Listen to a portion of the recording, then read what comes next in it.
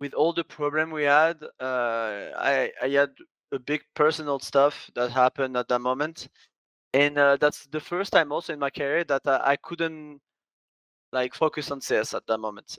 We played. I'm really emotional, and everyone knows it. But at that moment, it was even worse. Like at the end of the game, I remember we lost to Complexity. We got wrecked like 16-10 and 16-3, I remember, and I didn't care. That's the first time in my life that I didn't care because personal issues happened, and after that, I just talked to my to the coach. We talked together, and he decided to just let me a week or two or even three until I was ready. Add some fun to your space with Xtrfy, designed in Sweden with focus on quality products built on experience. You're looking at Project 4, their 4th generation of products with super cool colorways to stand out, with matching sets to satisfy with a solid B4 bungee, lightweight ergonomic M4 mouse, the K4 keyboard is fantastic, all of which are performance focused, and finish it off with colorful GP4 mouse mats that are bold in design and smooth on the surface. The retro theme in particular has got the feels. Complete your setup with Xtrfy. No regrets guaranteed.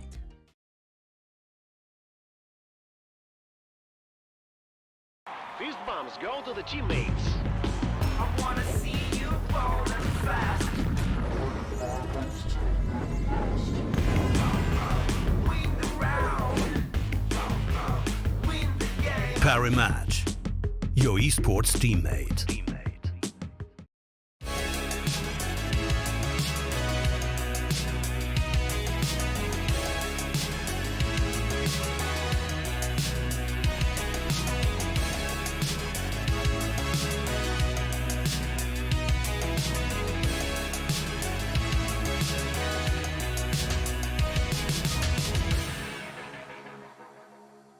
That time again, HLTV Confirmed, Tuesday the 6th of April, 2021, Season 5, Episode 34. And a quick shout out to the sponsors. We've got Xtrfy, that is xtrfy.com. That's for all your peripheral needs. Check them out. And parimatch, P-A-R-I, match.com. Gamble responsibly. I love chucking that bit in there at the end. Anyway, we're speed running the intro today because we have an awful bloody lot to dig into. Because on tonight's show, we have the hot seat with apEX. He's back joining us. We've got more to do with the EPL playoffs and all the recent news. So let's quickly get through this. Lucas, you're here again, right? Of course. All right. We had one entrance for Striker's dating profile jingle. We're not playing it. Lucas isn't happy with it. So I apologize to whoever did that, but maybe we have to have another crack at it. Striker, I got a quick one for you here, mate. This is a boring one. It's not a fun one whatsoever. Horoscopes. Are you believing? Not in horoscopes in general, but like in the signs, I feel like there's some sort of a weird connection there. Okay, so what's your sign, just so we know we can fill that column out in the dating profile? Oh, you can give me 1 second just to make sure I actually know. I reckon you're like a Capricorn? Pisces. All right, I got no idea. I'm taking a stab in the dark. Capricorn, write that down. Yeah, Someone that's gets a note there. And what type of dating profile guy are you? Do you reckon you're more Tinder, eHarmony, or maybe like a Bumble? I have no fucking idea what the difference is, so I couldn't tell you. All right. That's why we were building this profile, I guess. We might get him on Bumble. Maybe we start with Bumble and we go from there. Anyway, we'll check in next week and we might have a jingle. So that'll be exciting. Prof, we got the Corona Watch. Dota, PGL, the ones who are doing the major, just ran a successful major in Singapore. Yeah. Thoughts? A lot of stand-ins, apparently. I don't watch Dota, but a lot of stand-ins. But it ran, it happened. So, and people are happy, I guess. That's my like secondhand non-Dota player knowledge, right? Okay. And that's the same PGL that's running our major. So that's a good sign, right? A very positive sign. So maybe we're giving the major 2 thumbs up. But like I said, we're speed running this. We got a guest for the hot seat. Run the bumper, Lucas. Let's introduce him.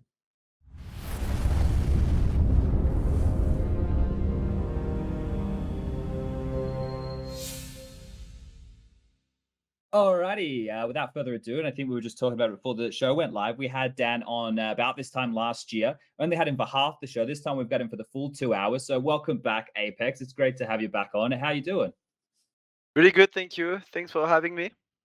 It's been a while, right? A lot has happened, and I think that's why I'm speeding through the intro with everybody here, because we have so much to dig into with Vitality, everything that's happened with you, the team, over the last year, but definitely the last 6 months. Really, it's been pretty non-stop. Now, towards the tail end of last year, right, there was like recaps. People were talking about who the best team was. It was a little bit of an interesting time because mainly the online environment, right? Vitality, I think for most people, they ended the year pretty highly, considered one of the best teams, doing all the stuff with a 6-man roster. When you reflect back on 2020, how do you view it from your perspective? Well, 2020 has been a fantastic year, starting from April or May, something like that. The beginning, I felt like no one believed in our team, with me as in game leader and adding such a young player as Mizota. When Alex left us, like he was a big part of the team and of the result we had. So we had to work on everything. So it wasn't an easy thing, but we've done the job, I guess, during that year. Even if the final, we lost so many finals in a row, but we just kept to play good and winning two at the end. And yeah, 2020 was a great year. It could have been better. It could be way worse, obviously. But yeah, if we're doing the same year in 2021, I can sign right now. So yeah, good Okay. year. Not the best one ever, but still a pretty good one. So I think there's a lot of things to go through, right? Obviously, you're an in-game leader, the 6-man roster. Now, no longer doing the 6-man roster. There's been lots of changes. I remember talking to you last year. Scheduling was a big thing as well, right? And we're starting to look at what we're already in April. I guess we're no longer looking at what 2021 has in store. We're experiencing 2021 right now, and things for Vitality, right? Some things have already changed. You no longer have Nivera there as the 6-man. The results for the team, you're probably not super excited, not making it all the way to the playoffs of Pro League, that kind of stuff.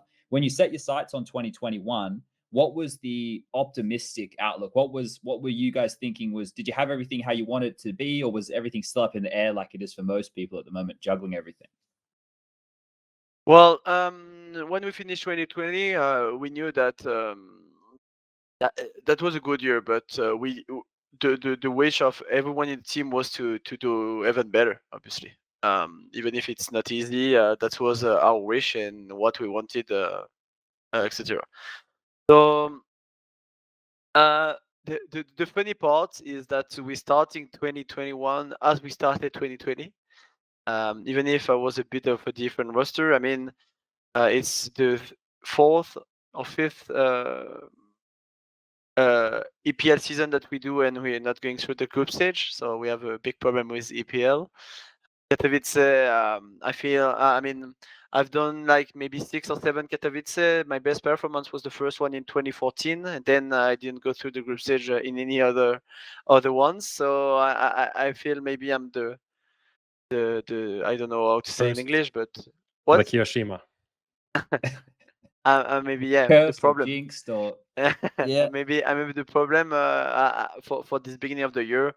I mean, I'm just kidding. Obviously, we're not playing good. A lot of things happen at the beginning of the year for us, which was I mean, really hard to handle at some points. But right now we're fighting to come back at our level, practicing a lot, like playing as much as possible individually. Just yeah, we want to back in form and come back at our real level, I would say. Okay. I think what we'll do is we can start tackling some of these big topics. Now, we kind of were asking you just before with some of these. So I'll see if I can get them in chronological order.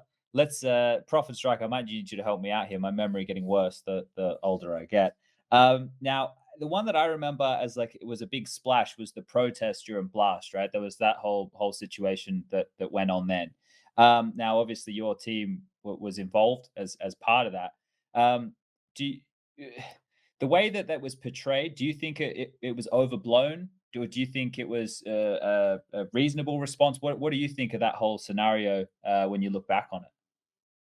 Well, to answer from that story, the thing is, at that moment, we knew that the last season was broadcast. I mean, our team speak was broadcast for the analysts in Blast, and we heard from some other people that those analysts were talking about that to other team and etc. And we felt it wrong, like using it for a bit of commercial, like funny things like they do in Blast is not a problem at all, but having maybe some some person that are like pretty high in the scene, hearing everything is something I judge bad. So we just wanted Blast to communicate with CSPPA, having just a clear thing together, and then we could go on. But the thing is, when we asked them that at the beginning of the match, they were not sure of what doing it. And the thing is, that wasn't easy also for the teams, like for Vitality, for the clubs. We had some troubles a little bit because obviously we decided to do it. Like all 8 teams from playoff decided to do it all together, but we started the first match. So it's always the same. You're like put on the I don't know the English for, but yeah, in the trash. And if people are like, yeah, it's getting too big, no, we're not in this, and then you're getting fucked. So it's a true thing. But yeah, maybe it overblown a little bit. Obviously, we didn't want that. We just wanted to have just an agreement, and that's all we wanted. Then they said that the agreement was made, but just said it's like not in a world, not in a contract kinda. So we wanted it to whiten and be cleared. That's all we wanted. And after some hours, it finished, and we had it. So obviously that was a pretty crazy thing for most of the teams, but it was really important for us, the players, to hide those communications and those yeah. Okay, so things. everything's sorted now. There's nothing Yeah. outstanding. Yeah, It's all good. Okay, so that's all good there, boys. You got anything else in there? Because obviously, I'm trying to kick off the order of dramas, right? That may have impacted the Vitality camp. That's the one of the first one that sticks out, right? Then obviously, we had more drama around I the guess, blast yeah, I stuff. guess there's the alleged stream sniping, which a lot of people may blown out of proportion, I feel, to some degree. And like even today, I see people saying like, "Oh, I guess it's kind of a joke," but like, "Oh, after the stream sniping, Vitality are not the same." I don't know. Obviously. Some people maybe even believe that that's the reason, but still, and that also impacted you guys in a way that I felt even from the statement that Xtas made. That's something that kind of bothered you guys, the way it was portrayed by certain people in the scene and media and stuff like that. Yes. I mean, those people that are talking doesn't know Counter Strike, and they don't know Counter Strike. And to be honest, 6-minute delay, like, come on, even if we want to do something, we can't do it. I mean, at the beginning of the online matches, you could like watch a little bit of the streams or your HLTV page to see, but right now it's not possible because of this 6-minute delays. I mean, we're not stupid. We know how to read economy a little bit, so we don't actually need those things. And yeah, the thing is, before the games, we're always watching the game right behind the The team room, room. yeah, the Yeah. room behind the room, and all together. And sometime, yeah, we receive a message that the game is finished, or that we are going to the PC, but going on the server, etc. So we just forgot to turn on the TV. That's not a big deal, to be honest. And when we saw all the drama about that, we were like a bit, how can I say, not devastated, but kind of sad, because it's nothing and everything went like crazy. I mean, as usual with all the people, because people like drama, and that is true shit. But we didn't want drama. We just wanted to compete and nothing else. And unfortunately, yeah, people thought that. Fine, it's always haters, I would say, but it's fine. And if they want to use it against us right now, saying that we're not performing, they can do it. I don't really care. Yeah, I think we get a lot of that, right? Like it feels like at the moment, I don't know why. This might just be society. This could be the pandemic. I don't know what the fuck it is. It feels to me at the moment, like in our community, or maybe it's just the world, people just want to fucking hate. Like people look for any excuse just to light the torches and get the pitchforks out. Like I can see it from the angle of like this just got made a thing because of what the CSPPA what ESIC came out and they said about that, and they said that we already had it all. But like I try to put myself in the shoes of what happened with you guys, because I'm pretty sure what happened with that match as well was it was delayed because the games before yours like ran over. So I'm like, I try to put myself in your shoes in that environment. I'm like, okay, so this is probably what happened. Like apEX and Shocks and RPK, they're probably sitting out on the couch watching the games. You got ZywOo, Masuda, they're in the room like playing shitloads of DM and whatever. And then eventually the coach comes in, goes, all right, boys, it's time to go sit down. You'll go sit down. You're getting fired up. You're getting pumped up. Someone forgot to turn the fucking TV off. Like that. To me, it's just as simple as that. Like, it's like you'd have to think how stupid, right? Yeah, that's the thing I wanted to say. How stupid we will be to In front of stream sniping with a everybody. TV behind our camera. Like, come on, guys, come on, let's be honest. Like, we would have a TV at another angle that no one can check, Yeah. but not a TV behind us. Like, let's be honest. It's Like, we also will be like, kinda, all of us will be really stupid. it's also kind of hard to look at the TV that's behind you, right? I try Like, sometimes, you know. it's not the I have ideal. eyes behind my head, so sometimes I was like this because the chair is pretty boring for that. So I suppose we could. Oh yeah, go Prop. Yeah, my question is like, was the then like early on in the season with all of these things happening, was the atmosphere in the team kind of shit in a way? Like, what was the atmosphere in Vitality after these first couple of tournaments? what do you mean? Well, I mean, with the outside pressure and maybe like a few bad results, were you? With after what happened, you mean? Yeah. Okay. Oh, well, no. I mean, it's not only that. Like, we talked together a bit before, we had so many issues at the same moment, like the RMR point, the 6-man roster. Some of us had the private stuff. So all together was a really hard part, and I think that's the first time in my career that we're handling something like that all together. Like, everyone had a problem kinda, and a private problem, and it all went down really quickly to be honest. And it's never easy to come back. That's why the highest level is hard to reach. So when you just drop down a little bit, it's hard to climb again, and that's what happened.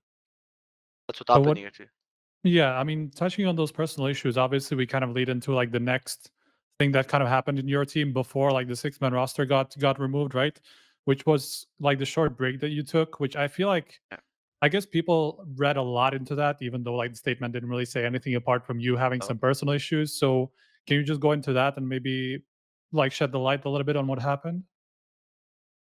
Yeah. I will not talk about the reason, but I will explain a bit of everything else. Well, at that moment, with all the problem we had, I had a big personal stuff that happened at that moment, and that's the first time also in my career that I couldn't like focus on CS at that moment. We played. I'm really emotional, and everyone knows it. But at that moment, it was even worse. Like, at the end of the game, I remember we lost to Complexity. We got wrecked like 16-10 and 16-3. I remember, and I didn't care. That's the first time in my life that I didn't care because personal issues happened. And after that, I just talked to my to the coach. We talked together, and he decided to just let me a week or two or even three until I was ready for that. And 1 second, sorry, no, it's fine. And then yeah, I just went a week to do everything I could for my personal stuff. And I'm not a person that need a week or a month. I mean, a month or 3 months to come back. I just had to think about myself. Having help also because I had a bit of help for how we say in English, personal coach, mental coach, Yep. but it didn't work out, unfortunately. And it didn't work, so we chose to get another one that I'm working right now, and who is doing a really great job. So everything is getting better for myself on that point. I'm a guy that like living the normal life, and with the corona it's always been pretty hard with all the shit we had during this last year, and it affected me by a lot because I felt that when I was watching our game before, I wasn't that emotional and that like moving myself. So yeah, it's been a tough year and a tough moment for the team, mainly at the beginning of the year, for all those reasons. And yeah, but yeah, I came back at that moment right before Katowice because I was ready and I wanted to perform again. Yeah, Okay. right. Yeah, I think it's just There's a people lot kind of of like saw speculation. past, saw past like everything that was said on record, which obviously wasn't much. It was kind of a vague statement from the coach, but still, it was pretty clear that it was like about personal issues and nothing like you being like whatever. I think people just Disciplined. read I way mean, there too was much into that. literally a narrative that you were kind of like punished being benched Yeah, because you performed it's well. the caster. Oh, his name's Sconi. Yeah. Sconi who said Yeah, that.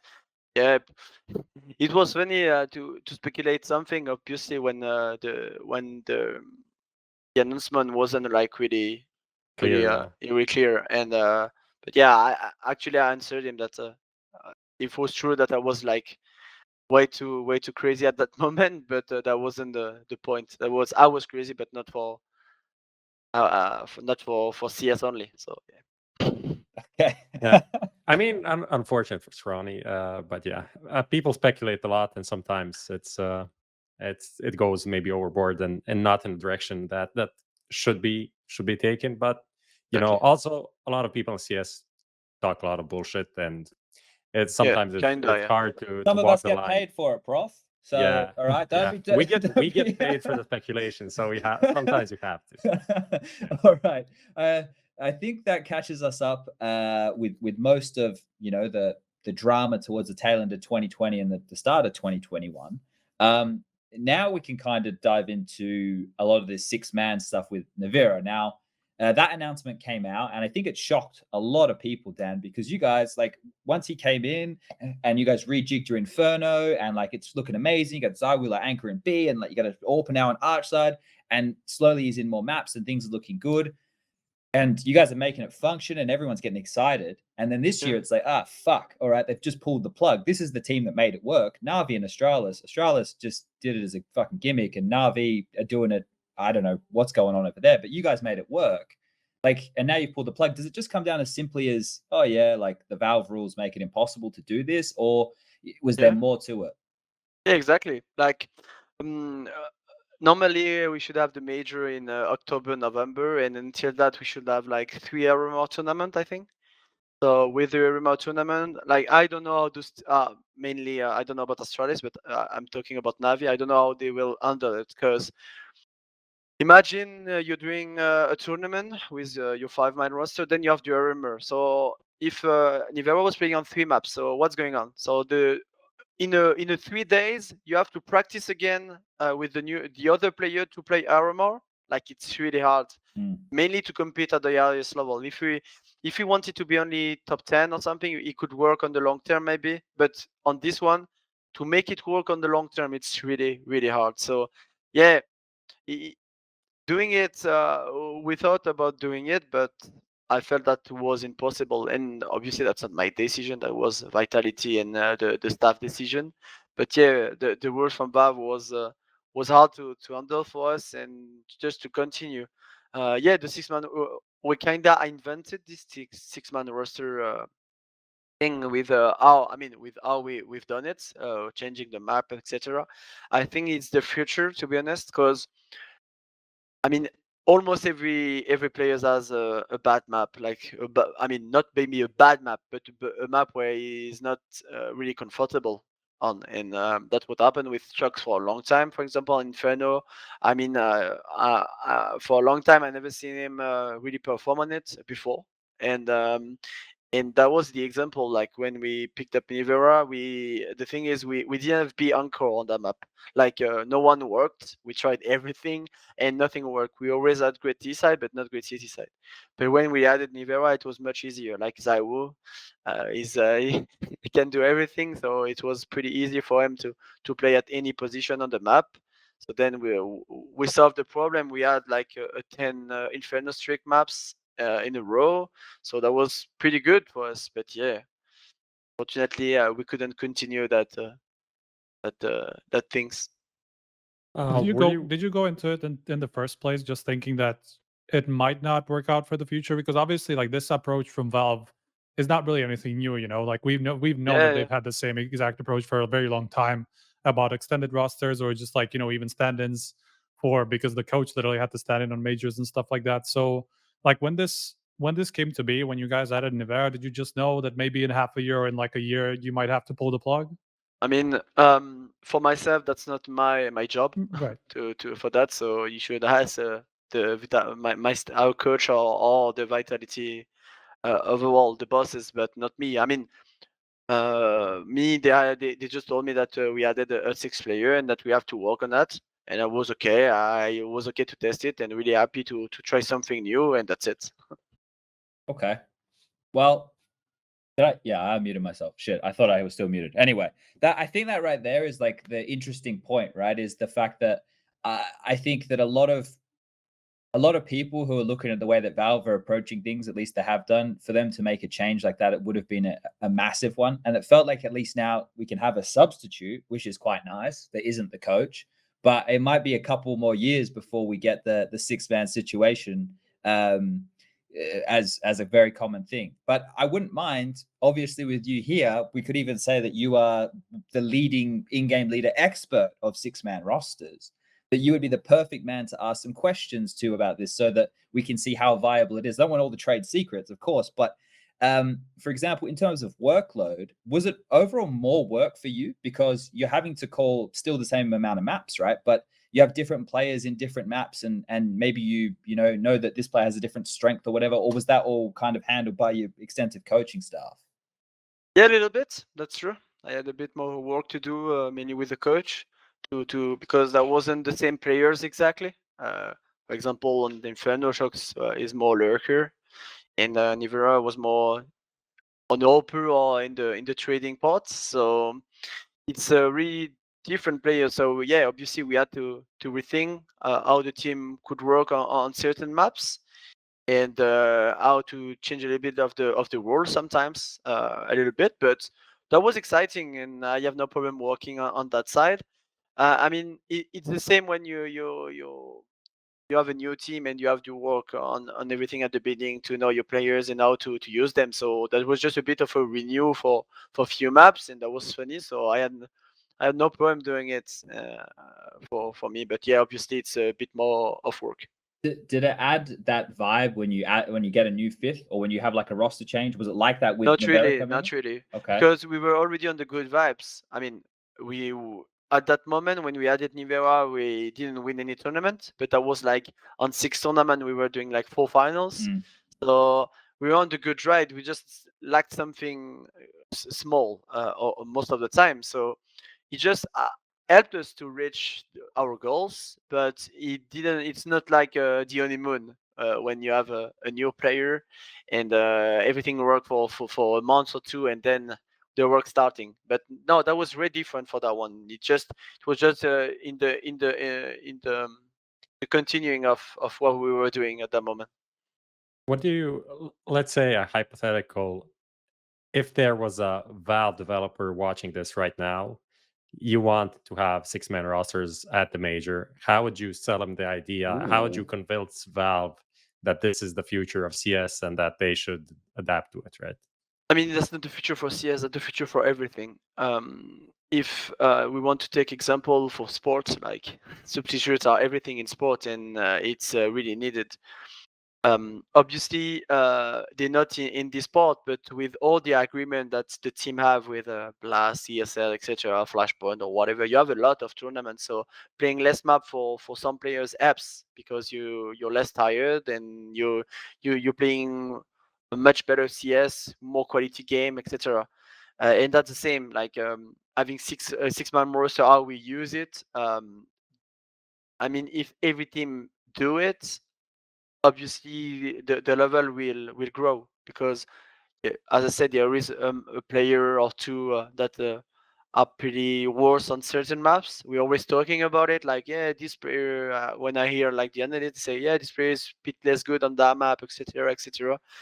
And I think, yeah, obviously it will help the level to grow again and again. So, except that, I don't know. That's a good question. It's a hard one I'm to sure answer. Valve would have a lot of counter arguments for this. I'm sure. Obviously, But as yeah, usual, as usual. but I'm not them, so I can't ask the same questions.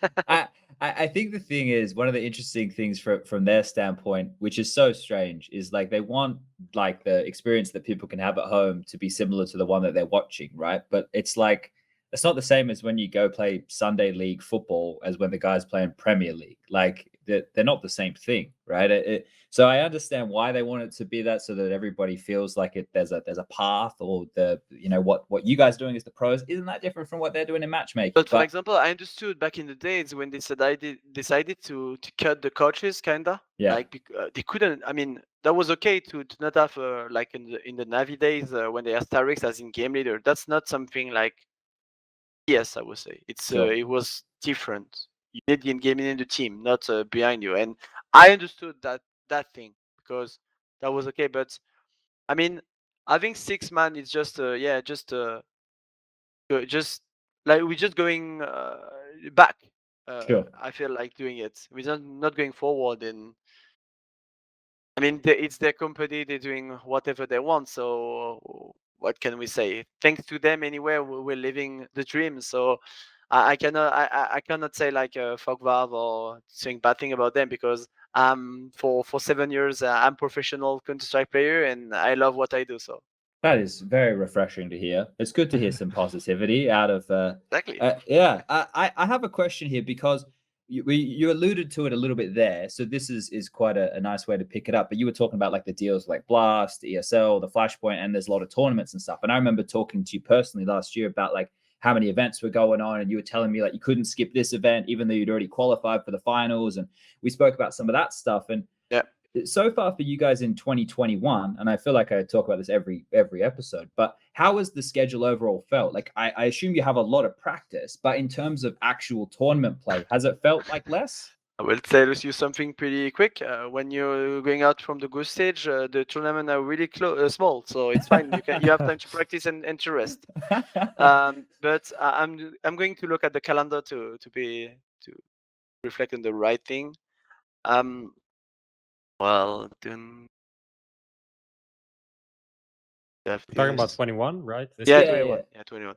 So Like- I think it's a bit better for now, but I felt like at the end of at the beginning of the year last year it was okay, but when it came to some trouble, I think from if we're doing good at least from the showdown, I think we can have like a lot of tournament in a row. But it's still a bit less than last year, I feel like.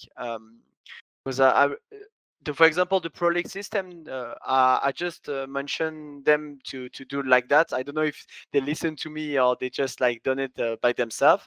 But I asked them to, like, the 3 weeks group stage tournament is not possible. Like having a game, then 2 days or 3 days break and a game, etc. Because you cannot have like a normal weekend or just having like 2 day in a row rest, because otherwise if you have 2 day rest, you cannot practice, you cannot like do the briefing or whatever you want to do. So doing it like in a small in a smaller way, like they did like 6 day a group stage, is really good. It gives us more freedom to practice or to just have a bit of rest. So I really like the way they've done it for this year, and it helps the player a lot. But our result didn't change anyway. I see what you mean, though. I think like if you're making the finals of every event, or if you're like not qualifying and then having to play in like the showdown, for example, then it's like could consider just being that constant into final type thing again. But all right, anyone else have anything on that question, or can I move it forward, boys? I guess we should go to the roster and vitality as Yeah. a team. Like Jump that's in there, that bro. direction we're going. Yeah. Right? So my question was kind of tying onto the 6-man roster. Nivera was removed from the roster. Yeah. Why him? Like we had some talks here on the show about other people that could maybe be replaced. Misuta is someone that a lot of like people on the forums are obviously going to point to and say he needs to go out. But like, how did you actually make the decision? Because Nivera, at least last year, was a big like a big player for you guys. Well, I don't know exactly because once again, it's not my decision. It's above me, so I'm not deciding who I want to play with, or I mean, not that way. Um, I think they've done it because they knew they knew about what we could do with the 5 men we have right now because we were together for a long time. And well, yeah, with Nivera, even if he was performing well, that's true. We in terms of roles, it changed a little bit because Nivera is not an entry fragger, and if you want to replace Misuta, he's going in front. So it's not easy to replace people like that. Let's take the example for G2 when they tried to replace Jax. Was a big mistake for my POV because they had no one to go in front and to sacrifice himself a little bit. I would say so. We're not using Misuta in all the time like that, but he likes to go. He likes to go in front. That's what he wants to do. So yeah, that's the way we do it. And yeah, I think maybe in terms of roles, that would have been a bit different having, for example, Nivera instead of Misuta. Okay. I think one of the interesting ones about the roles in Vitality for me is at the moment, we're seeing a large percentage of the in game leaders as these super important multi kill, like, or even just single kill type playmakers, right? CT and T sides. Like Nafany comes to mind with all of his like CT sided aggression, right? You know, Carrigan always loves getting stuck in for a good entry frag. Like Alex does it a lot. Or used yeah. to do it a lot. Yeah, there's a lot of like names which are Alexi. specifically Alexi is another great example who just step up in moments and do shit for their team. Do you think that like that transition is something which is like great for you because you used to be an entry fragger and now you're in-game leading? Do you feel like that's something that you're going to do more of, or that you feel that you do a lot of at the moment? Well, before thinking about me, my priority is to think about my teammates. So if people like to do that instead of me, I will let them do it. But the way I think is I just want to put them in the best condition, like having them in the best condition. Um, so if they prefer to, I don't know, to play aggressive instead of me in front or doing those things, I just let them do it most of the time. So yeah, I think so that's what I was telling myself. Sometimes I should not thinking about me a bit more, but like using myself in the better condition at some point, maybe because obviously I'm not a passive player. I'm more aggressive, but yeah, when everything goes well, it's all right because you can think a little bit about yourself and doing like some changes. But when things go pretty wrong, like right now, that's not my priority. My priority is to just have my 4 players playing at the best possible, and me let's see afterwards. So yeah. Okay.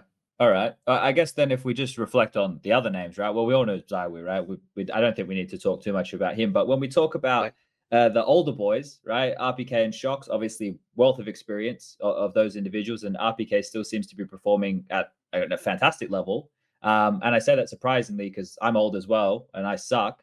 But my point here is in this team, we look at it as like RPK, the reliable. We still call him the tank, you know. And when we talk about Shocks, we talk about he's been brought in, you know, he's with the clutch factor. But how do you view those players in your arsenal? Like what type of tools are they for apEX? Like how do you look at it? Well, I will start with Shocks. I know Shocks for a very long time. I play my first team was one of my first really competitive was with him in 2010 or 11. So it's been like a bit more than 10 years ago. He's a player that you need to use in a certain way, a bit like APK actually. And if you're not using it in that way, he's not gonna perform. And even if I already said it, unfortunately, but that's what happened a little bit with Alex at the beginning of Vitality when Alex was there. I felt like Shocks wasn't used in the same way. He needs to. Shocks always been like the princess. He's called the princess in France for a lot of years. But why he's called the princess? Because he likes to lurk, but sometimes he wants to be in the group attack. Sometimes he wants different things. And if you accept to play with Shocks, you need to do those things for him. And that's what I understood. That we understood with the staff, and we wanted to put him in the good conditions overall. He did really good in 2020. To be honest, he was the second best player in the team, even if like the statistic wasn't like as good as maybe other players. For me, he deserved maybe to be in the top 20 because with the year we had, only having ZywOo was a bit of a joke. So that's for you guys. No, just kidding. But yeah, he deserved a bit more last year, even if because obviously you cannot see what he brings to the team. But when Shocks has a different. I would say there is two Shockses, a bad Shocks and a good Shocks. Okay, so when you have the good Shocks, it brings you victories and trophies, and I'm not even kidding. It was in the best not shape, but I would say in the shape in his head for the last 5 months of 2020, and he helped us to reach so many goals, and he did so many things good, to be honest, and he helped us on so many ways.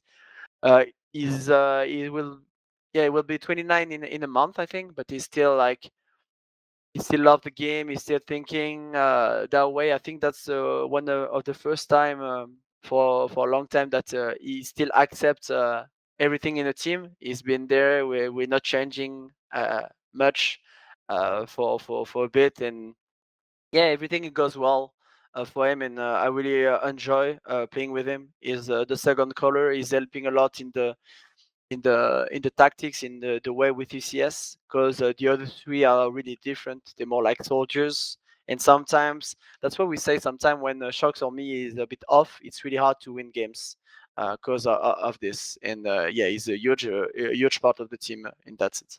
Sure. Okay. So lacking extra voices when he's So do you Exactly. think that reason, like the secondary calling, is the reason like why Nivera couldn't maybe replace Shocks on the lineup? Like, is that income Yeah, that's a sure thing. inconceivable? That's a That's sure the thing. word. I mean, if at some point, I don't know, a time the team wants to remove Shocks, we will need sometimes that think yes a lot because I mean, in every team you cannot have one player thinking the game. Many right now with the meta, with everything happening, with all the player walking. I think it's a mix of the things, and in that sense, we were good on T side Inferno, but I was like micromanaging a lot. But when I say a lot, it's crazy a lot. I remember that we had such a great win of a big on Inferno when we had this 14-1 as terrorists, and I remember that was maybe one of the best game in my career as a game leader in that one. But I was micromanaging like crazy. Because I was at my agent place, and he just recorded a bit, and I was just hearing myself talking a lot in this game, which is I can't do with Shocks because he's not that kind of player. But yeah, it's to be honest, doing this on 6 map, I will be dead in a month. My brain will burn. But yeah, so that's why I think a player like Nivera couldn't replace a player like Shocks for that for that specific thing. So just out of curiosity, did you have the same kind of rapport with when you had Alex on the team, where you were kind of the secondary caller? That was the problem we had, I think, when Shocks, Alex, and me was on the same team. It's funny because I had a show yesterday in French when we talk about that. The problem we had is you can have three voices, but the third needs to be a bit lower, kind of. You know what I mean. In Shocks and me, we take a lot of places in space in the team. Sorry, and when we were all three together, that was pretty hard to be really good for him or for me because That's I mentioned. I think my last 6 months, first 6 months of 2019, for example, was pretty good with Vitality as a player. I was performing well. The tournament we won, and we did good. I was performing well statistic wise. But when shocks came, I was like garbage. And but yeah, I that wasn't a problem for me because all my career long, I sacrificed myself for the team and for those things. And it still worked because we did final in Malmo. We did semifinals somewhere. We won Epicenter at the end of the year, so it was still good, you know. So when still things are still good, you don't want to change. So I didn't talk much about that. I just let things happen. And yeah, obviously that was a huge mix of too many people. Too many cooks in the kitchen. I think that's the Exactly. I one was we just roll gonna with. say Yeah, the it's same it's thing. true. Yeah. Now, I think before you just said like one of your best moments as an in-game leader was Oh, I that didn't big answer game. about RPK. Oh Because yes, the question was also about RPK, so I will answer about RPK. let's do it. Well, once again, RPK, I think is I don't think any of the my teammates will ever play with a player like RPK Okay. because he's a really specific player. To be honest, he doesn't know much about the game, about the strategies, about the nades, like all the things. So he's the player that you need really to use in a certain way. Like it needs to be simple, and he knows what he has to do, what he has to check, what all the things. But when you do it great, he's performing well and he's playing good CS. So I will not talk about the FPK for 10 minutes, but that's what's happening with him. As he decide is the same. If and you also need to help him working with him. That's a player that you need to work with because alone, I mean, he's not. How can I say? It's not doing the right things sometimes. And if you work with him, he trusts you at 100%, and he does things well. So it will happen with FPK. Okay, it's funny, like when there's players like that, and they're just so mechanically gifted, right? Or they're Yeah. just so good at like, that's what I'm obviously going back in the archives, but that's what Top Gun used to be like. I legitimately, when skins first became a thing, had to bribe him with skins for him to learn smokes, right? That's how I had to do it because like there's certain players out there, they just don't care about like the nuances of the game. They're just like, yeah, we're the bad guys, I'll fucking shoot him, right? It sounds like RPK is one of those guys. Well, I want to jump into talking about some of your in-game leading moments, right? Because you've been doing it for just over a year now, or Yep. And you mentioned before that big game being one of the better moments, right? What like stands out the most for you as an in-game leader? Is it that moment, or is there a different one? No, it's a different one. The best one is the win over NAVI. We did with the reverse rip, Okay. the 2-0 to 3-2. Because the two first game was like a disaster from our side. We had a plan and it didn't work out. And our coach, we were outside, and our coach said, "Let's just forget about everything we talked. Just play your game, guys. Like, come on." And we talked a little bit together before the third map. And yeah, that's a game that I put myself on the side because I knew that I had to give everything in my calls, in my micromanaging, my everything for the team, and I let the player on the side. If you know what I mean, not the in-game leader, but the player. So my performance wasn't good, but at least we did the reverse sweep. We did it on a good way because we won like I think maximum that was the last map on 16-10 or 16-9. So yeah, that was a really good moment because when you lose 2-0 and you just before that you lost 4 final in a row, you're like, okay, it's the fifth one. Okay, it's coming. But yeah, doing this reverse sweep was really intense, and I really proud of the team and myself for that one because yeah, it's not an easy thing to do, and we've done it, and yeah, that was pretty good. Okay. On the reverse side of that, what's the worst? The worst might be maybe this EPL cause. Sometimes, for example, the last game that was like really important for us. If we won against NIP, we were going through, and we had so many opportunities on Nuke. We started T side on Nuke and we lost 14-1, but I think we lost like maybe 8 or 9 bomb plant situation, which is a lot. And when it's that case, you feel like really harmless as in game leader, because you feel it's not the best call, but at least you're on the bomb side, you're 3-on-3. You're like you have like a high percentage to win it. But when you lose all those runs, it's really hard to call afterwards, because you feel like in your head everything is like all the opponent is waiting for what you're gonna do, or this part of things, and it's not an easy part when it's happening like that, because we had like so many moments when if we won that run, they were broken, and we could like winning the Intico, etc. And yeah, that was the hard part. And also a bad moment is when we lose Inticos, because it's difficult. All right. What do we got left here in the hot seat? The French scene at the moment. This will be a fun one. Obviously, for those people who haven't been paying too much attention, Kenny S is out there at the moment floating. You got MBK out there floating at the double. Chad, Yeah. can I ask one question before we get into? I was muted. I wanted to say something, but then Oh, I go didn't. nuts.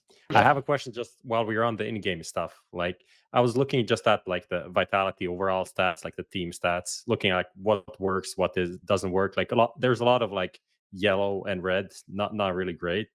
But I think your best thing right now is like 5v4s. So I'm like, okay, they can win when they get the entry. But then when you go and find like your entry stats, you're like the 5th worst team in the top 30. Right now, like, that's also a thing. Yeah. So it's like Fnatic, MIBR, and a few other teams are worse than you in getting entries. So that's not great. What do you think are the issues on the server for Vitality right now? Well, it's funny that you talk about that, because obviously that's a statistic that we're looking for as well.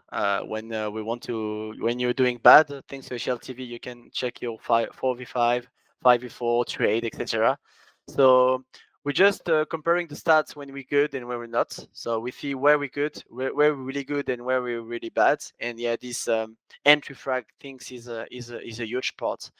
Mainly for me as in game leader, because when you 4v5 a lot of runs, like, to be honest, I could be the best caller in the world. It's still really hard, because you have like maybe the best team in the best period have maybe 30 or 40, 35 or 40%, which is a lot. But when things are pretty difficult to handle, doing winning 4v5 is really hard. So I feel like the meta right now is really more aggressive at City side. Players like Opers are playing more aggressive players, etc. And we have big problems handling that. That's my POV. We don't know how to not getting the first kill, etc., etc. I mean, individually, it's always the same. If as individual it's not working, as a team it cannot work. So that's a huge problem we have right now. I think. Overall, in the team, we always had better T side than CT sides. Since I'm the game leader, but so that was something we wanted to work on for EPL, etc. Was the CT sides. So we had okay CT side, but the C side was like a disaster. We did like 0 run against G2 on Mirage. We did 1 run against the Nip on Nuke. So like so many fail on T sides. And to explain everyone, like it's not only on the caller. I would say it's also on the players. Like if everyone, or me, even me, if I'm getting first picked through run on 15 and my teammates too, etc., you cannot win games. So that's what's happening right now. And obviously we know about that. We reflected a lot about that altogether to just find something to just letting those entry continue in that way. That answer, you happy with that, Prof? Yes, it's good. You got may to continue. All right. So the French scene, Kenny, MBK. Obviously, MBK has been playing with Double Pony. They've got Lucky, Body, like a bunch of guys over there. In terms of the French scene as a whole, I guess we're no longer talking about the upper echelons, because it's kind of just Vitality now, right? Amanek and Jax are stranded over on a Serbian Bosnian island now. So I suppose now you guys are the flag bearers. In terms of the scene in general, do you keep in touch with it much? Like, do you know if there's a next gen of talent coming through? Is Vitality keeping their eye on the next Masuta? Like, what's that kind of scope looking like? That's funny to talk about that, because recently, maybe 3 weeks ago, Well, obviously, when we talk about performances, I felt myself a bit low. It felt I wasn't playing really good, even if sometimes I had like good picks, etc. I wanted to play better, so I decided to play more. But the thing is, for example, in FPL, I don't really really like it. So when you don't really like what to do, it's really hard to do it. So a few weeks ago, the French PL started, and so we started to play with French player on the Faceit hub, and I really enjoy doing it. Like I'm doing it like almost every day. I have like maybe 100 hour past 2 week. Because I just really like to do it. Like every night, I'm doing 4 games. When we are day off, I do like 6 or 7 games there. I'm calling. People are really nice, etc. And that was the case. That wasn't the case 2 years ago when they tried to do it again. And I did like 5 games and I just left the hub because I didn't feel it was good. But that one is really nice. And I'm looking at those new players. The true thing is that with Faceit nowadays, like everyone is skilled. Like everyone is just putting great headshots. They're like really skilled. Like the mechanics are insane, but the rest are like really bad in all aspect, like communication, like team play, etc. Because obviously when you play solo queue Faceit or even you play with a friend, the team play is not something you really care about. So I just try to put my hand on this and trying to help new players to do it, and they really enjoy. I feel like really enjoy playing together. They hearing what I have to tell them, and I want what I want to say and teach them. And yeah, it's been the last 3 weeks I would say has been really good in that point.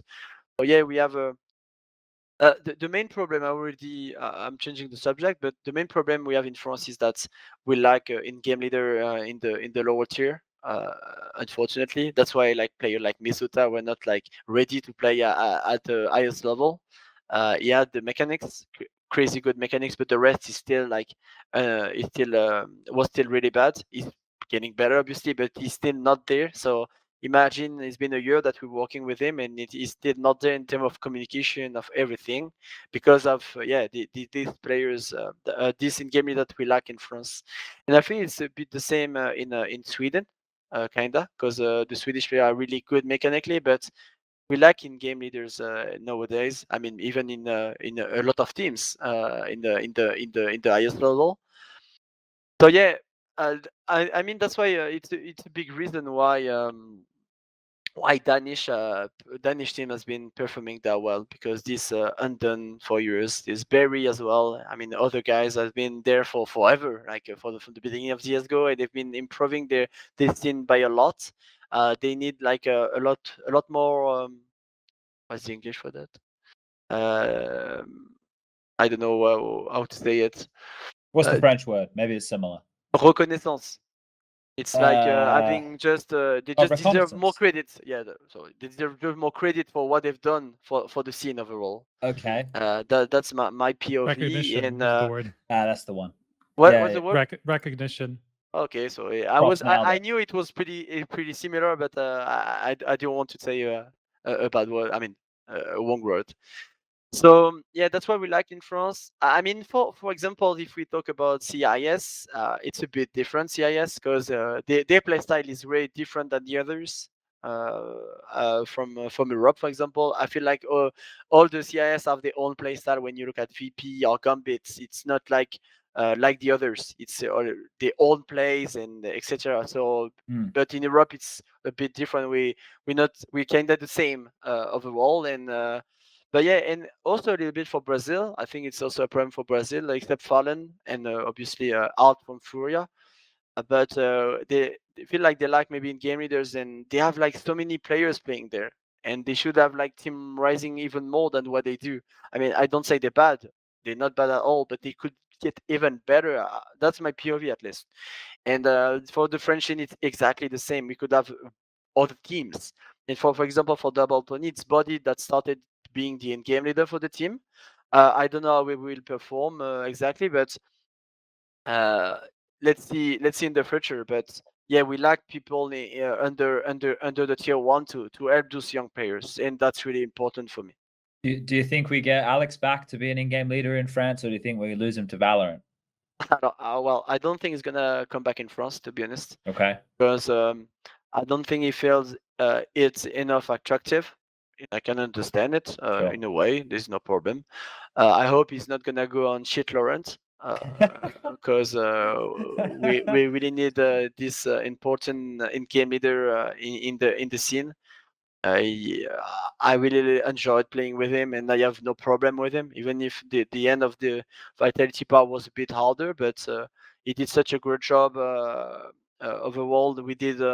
We trusted him when he was like no one, to be honest, and he did really well. And that's something team need to care about, even if this Cloud9 thing didn't work out. It's not because one team didn't work, he doesn't have another chance. Okay. All right. Didn't- Well, no, I think we've hit just under an hour now. So what we'll do is we will get you out of the hot seat. We'll jump into some more open topics, and I'm sure we have plenty. I'm sure we have plenty more topics once we get to the playtime. I've got a bunch written down here I want to ask you anyway. So Lucas, roll the bumper. Let's get into the recent news, and we'll quiz down a bit more later. The Xtrfy M42 RGB, what a fun mouse with 5 colorways, lightweight frame at just 59 grams with the swappable backplate to suit your grip style, the sensor, the easy core, the smooth skates, and driverless control for RGB and DPI is why you should check out the M42 RGB down below. These bombs go to the teammates. I wanna see you rolling fast. Win the round. Win the game. Parimatch, your esports teammate.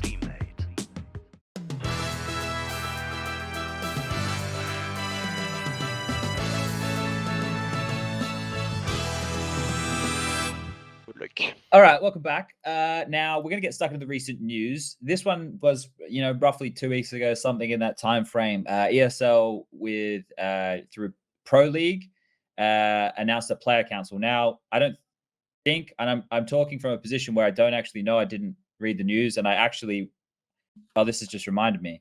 I had a meeting lined up with the guy to talk to him about the player council, and I never responded to his email. So I'm a fucking dick. I could be an expert on this topic if I just replied to an email. Okay, so maybe you could help us a bit, Dan, because you're on this player council, right? Are you able to tell us a bit more about it? Yeah. Well, that's a simple thing. Why EPL decided to do a council just to help the relation between the players and the TOs, because obviously with the love tournament, the love agreement, the team and the TOs already talking together and have agreements, but with the players they have not. So the thing is having this council helps on a many way to improve our the player situation overall. So that's why it's been made and why it's been created. Is it just focusing on the Pro League, right? Because the Louvre agreement is just for Pro League, right? Yeah, I think right now, well, we didn't have a lot of meetings. We had only one. I mean, two, but one I wasn't there. But yeah, for now it's about EPL. Maybe it's gonna do other things later with the rest, but for now it's more about EPL. Yeah, Also a way to just like go around CSPPA so they don't have to deal with them, I feel like. Well, I'm also a part of CSPPA, so I will not talk about that because there is like too many things to talk about, and I don't know if I'm allowed to say a lot of things. I would love to spit a lot, but I cannot. Okay, and maybe I'll reply to that guy's email. I think it's Alex, that would be good. And then I'll be able to talk about it from a position of knowledge. I think at the moment one of the issues when people see these headlines is player council, and there's probably not a whole lot of faith in the player council stuff with all the drama that's happened. But I think realistically, if everybody takes a step back, if it is something which is positive for the players and the relationship, and we get better formats or stuff where you guys aren't getting fisted by having to play day after day, like there's benefits. But like I said, maybe I need to investigate a bit more before I talk anything about it. I don't think we need to sink a lot of time into this. Prof Strike, you got any thoughts on this one?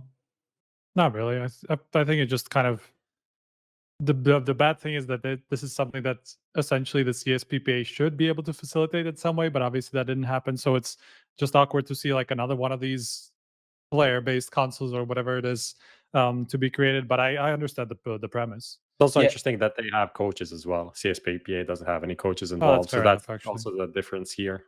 Yeah, like Moses is in it and stuff, right? Yeah. So yeah, it'd be interesting to see. Yes, he is the Keith Oh, of okay. the console. He's been the That was his move after all. He wanted to transition from analyst work into being a caster to being a coach to head of the player council. Moses, exactly. it's all come That together. was what he wanted to do from the beginning. He's worked it all out. All right. Well, maybe I'll have to ask Jason. Maybe he can give me some of those answers. But either way, this one here, we'll wait and see if anything comes of it. It's interesting. Maybe it's good. Maybe it's bad. Who knows? All right.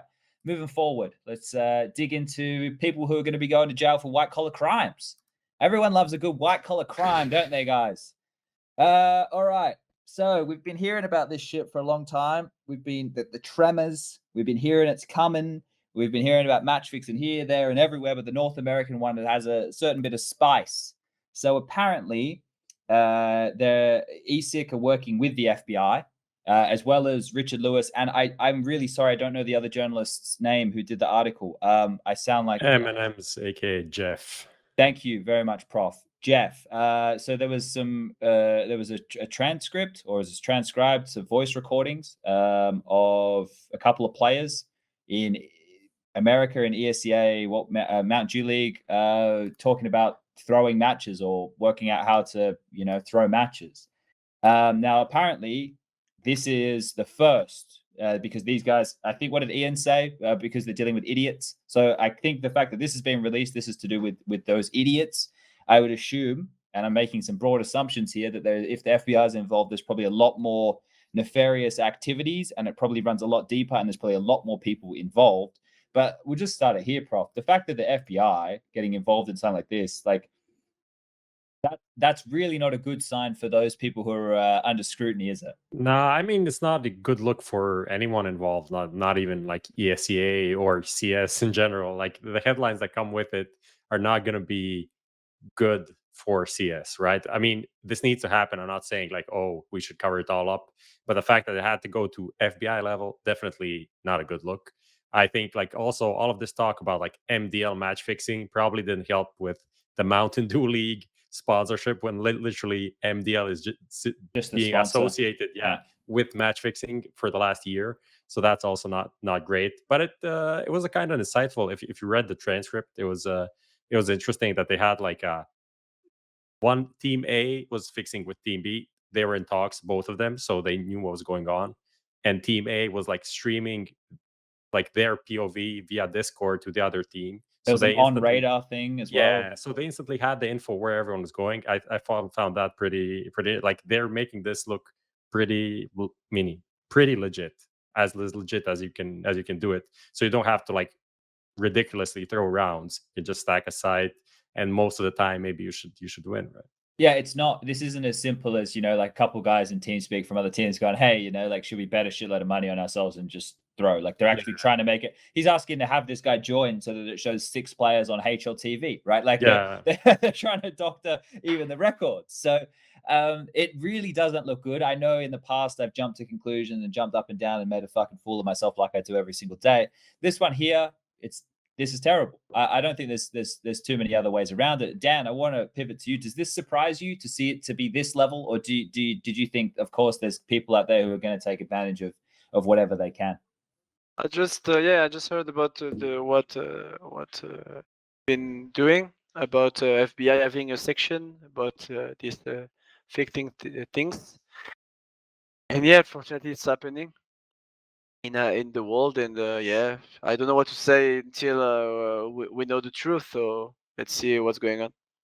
I think Striker. I mean, the only thing that I wanted to say is that I'm getting the feeling that people, it's not that it's not serious, obviously, but I mean, just any sort of authority that goes beyond esports getting involved that actually has something to do with crime response is obviously a serious thing, right? But people kind of look at FBI as whatever you see in the movies, right? And so people say, "Oh, FBI is getting involved in this." But I feel like, obviously, I don't know America's like the crime response system entirely, but I feel like FBI is just like the organization you go to when you deal with this kind of stuff, but whether it could be in like sports betting and stuff like that, and fixing bets. I feel like it would go to the FBI as well. It's not like like the worst crimes in the world only that are going to that organization. So that's just kind of like one vibe that I got from it. Sure, but like in I know what you're saying, but in a sense that the scale of having an institution like the FBI involved says what kind of money we're talking about, right? Yeah, this is 100%. potentially, if this is like an organized ring, right? If there is some people pulling some things or saying, hey, we'll give you this much money if you throw around number 7, or if the margins if people are out there and strings are being pulled in the background like that, and it's happening either within the States, from all over the world, that's the bigger problem. Is as soon as the claws are in from a grassroots level. Now, let's be fair. I linked Lucas the thing. Lucas, if you scroll down to the player names here, I wouldn't blame our viewers at home. I'll read through the names here, the ones who are suspended until ESIC concludes its investigation. Retchi, Carson, which is Nosrak backwards. Thank fuck we don't have to do that with Cutler and Ethan and shit anymore. 4-Pack, Vec, and Joels. Like those are the names there. If you've heard of any of those names, then you're a hardcore Counter-Strike fan, and I applaud you. I wouldn't even say that. Like most of them still don't know about them. But my thing here is like with these names, these are guys who are obviously not making money off the pro circuit, right? At very best, maybe they win a small event and make a little bit of money. So I'm not saying it's right. I'm just saying what probably happened here. Some people who are spending a lot of time trying to do something, trying to make a living, definitely not in the right way. It's like selling drugs is bad. You shouldn't do that either. But I can see why people would get tainted if someone comes flashing some big bucks your way, right? Like this is still a terrible, terrible thing to do. And what it does is it undermines the entire system for everybody, right? But we need to stamp this shit out. And then this is all we can do. The best thing we can do is respond to these things, because people are like, oh, let's not have gambling in Counter-Strike. I mean, that's like a black and white way of looking at it. Like the thought that I just had is like, we should be more careful. I'm not putting up these matches for betting, but like know what you're everyone betting should on. be more, but not even that. Like we shouldn't even allow betting for these kinds of matches. Like some of these matches where people are playing that aren't earning any salary, and the prize pool is like 10,000 euros or whatever, or it's an MDL, which is like super long, and one match doesn't really mean that much. That maybe shouldn't even be there, because you know what can happen, right? I'm a moron, right? I don't understand how this stuff works. So somebody correct me if anyone knows better. But just if the matches are being put up on ESEA, on any of these platforms, right? Like obviously that's the level of competition we're talking about. Maybe the qualifiers for some of the Blast Showdowns or whatever, where it's regional. If these things are being put up on the betting company's website, the person taking the risk on that is the betting company, right? So like we obviously don't have a global authority that can say, hey, betting companies, don't put these matches up.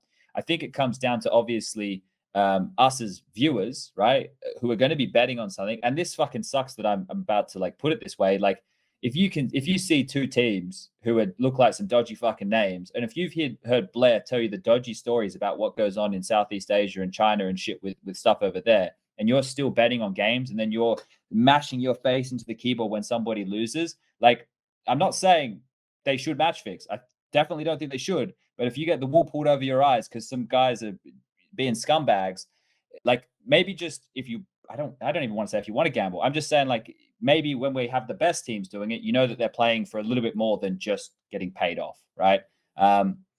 Weird tangent I'm on here, one that doesn't really make any sense. I mean, just to kind of put a little bit more context on this. Obviously, this is just a piece of information that Dust to US was able to obtain, and doesn't really go anywhere near to the kind of extent that ESIC is probably investigating into, which also involves some sort of a betting company, I imagine, or at least that's what has been said, and that's probably why the FBI is involved, because it's like an organized thing that an entirely a whole betting company is actually involved in something like this. At least that's what sense I'm getting from this. Yeah, well, hopefully we get it sorted. Hopefully we get people prosecuted to the full bloody extent of the law, and hopefully we can move on from this. It's a bad thing. We need to get it done.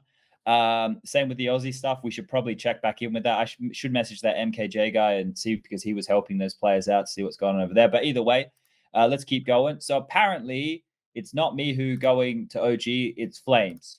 So what's going on? Striker Prof, where are these? Where is these rumors? What's the? We didn't we have just the other day Stiko on saying that it was bloody Mihao changing his name and on an account and this, that, and the other. What's going on here? I mean, from what I understand, it's just like they've kind of been like eyeing a couple of players and they've been trying them out, right? And then now it looks like flameZ is actually their final choice. Okay. That's pretty much what the deal is, I think. At least that's what the report says, and it's something that we also got confirmed through our own sources. So it's pretty much what we expect to happen. Yeah. Yeah, I mean, we did just before we went live the report about like Thomas standing in for Endpoint came out as flameZ is potentially going to OG, so that's the kind of the idea. So Endpoint needs someone, and Thomas did literally tweet out that he is going to be playing at Blast and some other tournament that comes up next, kind of just essentially confirming that flameZ is leaving. Yep. To OG, not like 100%, but it seems like that this is it. That flameZ is going to be their pick. I guess depending just maybe on if Endpoint and OG can reach an agreement, but that seems to be like on the right path. Sure. And yeah, as Striker said, they tested one guy, they tested the next guy, and it seems like flameZ is the pick, which kind of makes sense. Also, I don't know, what did you guys think of him in Pro League? Had some moments, right? But to be fair, like going into a lot of those matches, watching Endpoint, it was hard to even know what to expect, right? Because Right. we had an EG who had just come over with Obo. We had a Fnatic who, God knows what the fuck's going on over there, right?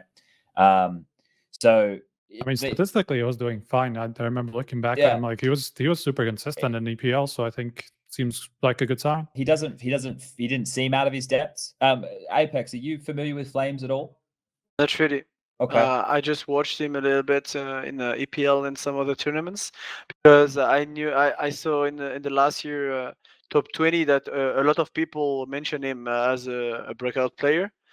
So I would just watch him a little bit, but no, I don't know him at all. I just know that obviously he's pretty good, but I don't know him that much, and I didn't watch him that much. Okay. Well, if we threw the roster your way as it currently stands, Alexi B, Mantu, Vold, and Nico, what type of a player, like what play style do you think they're missing? Because that right there, I guess it would fit if it's a similar play style as the flameZ.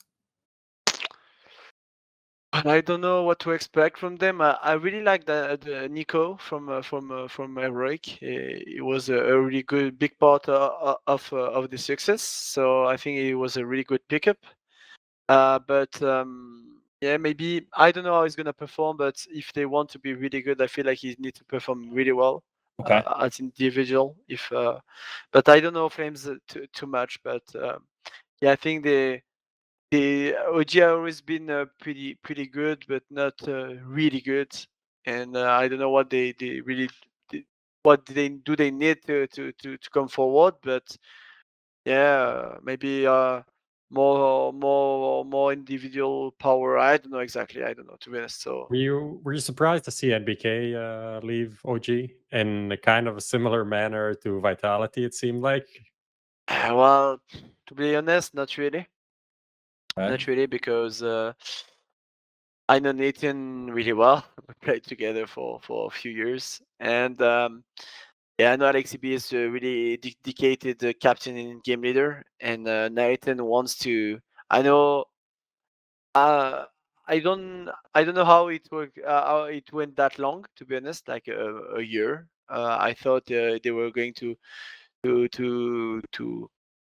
split or do something before. To be honest, because of the results, obviously.